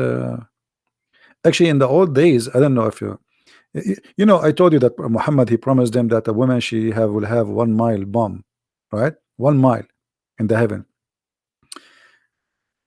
When I was a kid, there was a song, and I could not really understand what it's mean in Arabic, but it's a nice song. I mean, as a word, it says that there is a woman. She was so beautiful to the point the camel could not carry her. And I was asking myself, what is the connection between the beauty of the women and the camel is not able to carry her? I could not find any connection. I mean, the song is this, what the song says. And then later I figure out from the elders, they say that in the old days, if a woman, she is very heavy duty, what I'm talking about, very big, that means she is so beautiful. And if the camel could not carry her, that means she is the beauty queen. Not like today, everybody want to lose weight, blah blah blah blah. Go back in time. You can eat as much as you can, and still the men, they will be fighting to marry you. They will be like, please, please marry me, and you say, no, no, no, no, I have to eat more. So in the old days, the the bigger you are as a woman, that's mean you are healthy and you are good. You will give a lot of babies, and the babies will be big. So uh, if you are skinny, that means you are sick. That means something wrong with you. So this is why the songs, and this is why Muhammad, he promised the Muslims that the women will be so white, extremely white, to the point you can see through the marrow of their bones. You remember the hadith, right?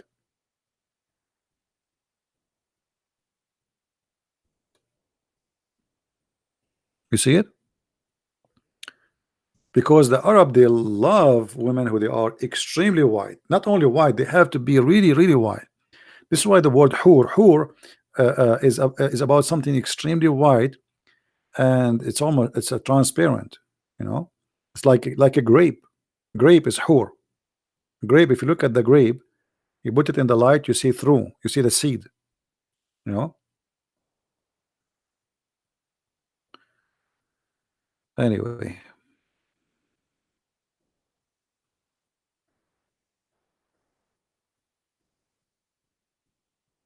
all right. I think we are done for today. I know that we have 966 people. What? Why we have 966 people? Only 776 they like my video.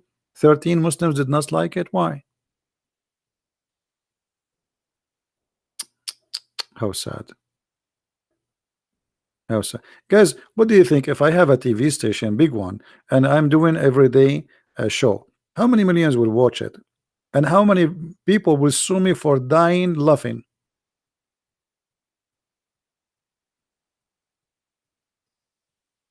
Hmm?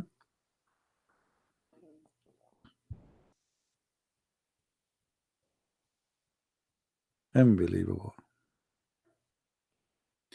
You will destroy me in a debate? Can't you destroy me without a debate, please? Why only in the debate, Solomon? Do you like to call me Solomon?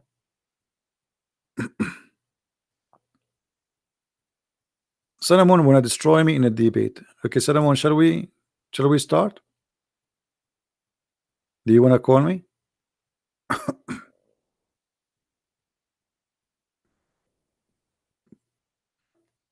Or maybe you are just trying your keyboard. It's a new keyboard. Is that the case why you said that? Is that why you said that? Because I know there's many Muslims they say things to me they don't mean. It's a keyboard thing, like they're trying it. It's a new keyboard. Actually, to be honest with you, since I bought crazy glue yesterday, I am not worried about you calling me because I will glue myself together. I'm not really worried anymore. And I get it for $2 from Walmart. You know, I ask a lady there where I can find the glue. She held me from my hand and took me as if I'm a kid. Why is that? I was like, where are you taking me? Maybe because I'm so short. I think she thought I am Aisha or something.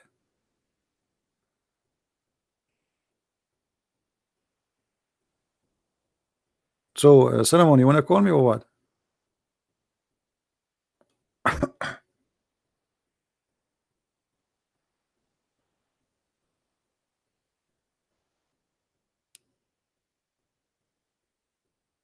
Look like he will not call me. I think he was just practicing shouting. Or maybe he have his girlfriend watching the chat and he want to show her how good he is. But you know that we have to admit, the guy who called us an hour ago, he was the best. I mean, I never like how much I have, how many thousand Muslims I spoke to, tens of thousands. The guy today was unique. We have to admit. Don't forget to download the video and cut that part when he is talking to me about the sunset, please. And remember, this video will not stay for long, so in a few hours from now we will take it down. And by the way, yeah, Noor, uh, if you are posting in your channel my videos and they flag your videos and they delete your channel, always make many channels. Some of them are activated, some they are not, let us say. So when you lose one, just give me a link, we post it here for you and people will subscribe. Very easy, right? Very simple. Don't worry about it. Because he said things as I mean, like he start line at the end about killing, but in the beginning he was saying yes, the sun set in the murky water and the sun move, and so it was usually Muslims they try to hide that. What is that currency? My brother Jesus saved me. 100 nuke. Are you nuking me with 100? Oh boy. Guys, I just received 100 nuke. What is the currency of nuke? What is that?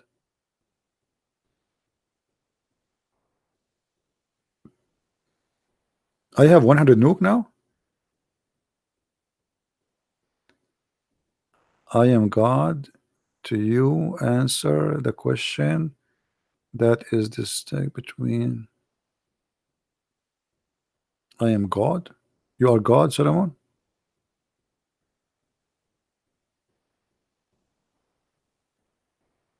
Nuke is the currency of Norway. So if I go to Norway and I make 500 nuke, man, I can control the whole earth. That's a good thing. Thank you, my friend, for all the nuke you gave us.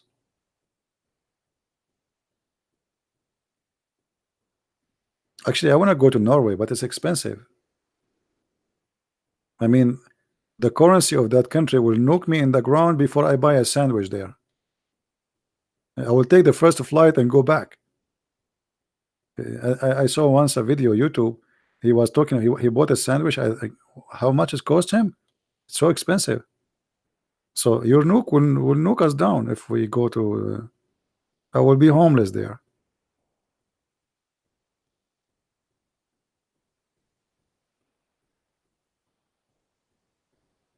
No, actually, I saw videos about Norway. It's so beautiful country. It's very beautiful country.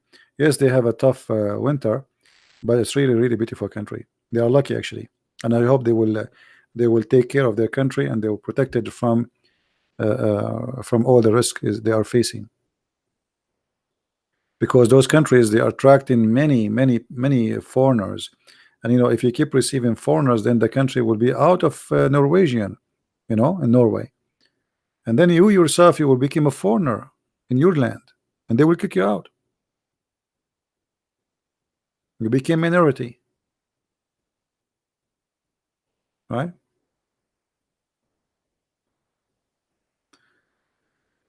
Anyway, I think we have enough for today.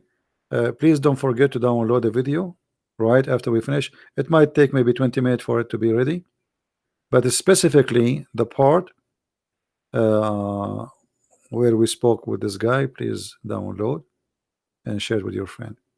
Again, I want to say thank you to be here, and thank you for those who support us. I appreciate you, and thank you for those who download the videos and keep them around. Take care, and I will try again to be here tomorrow.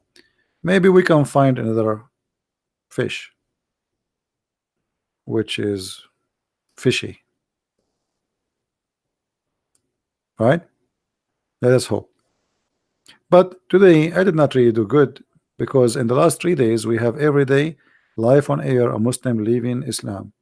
Today we did not make any Muslim leave Islam. At least he told us. But maybe from those who they are listening, there's some they decide to leave Islam. Hearing especially this guy explain how the sun set in murky water, and he is saying that this is what it is. I mean, how after this anyone can believe in such a cult, right? And now I have to go before the sun set in the murky water, and then in order to grab it back, I have to walk in the murky water, and I don't like to do that. Thank you guys for being here. May the Lord bless you, and Christ is Lord, Islam is false, and see you soon again. Take care. Bye bye.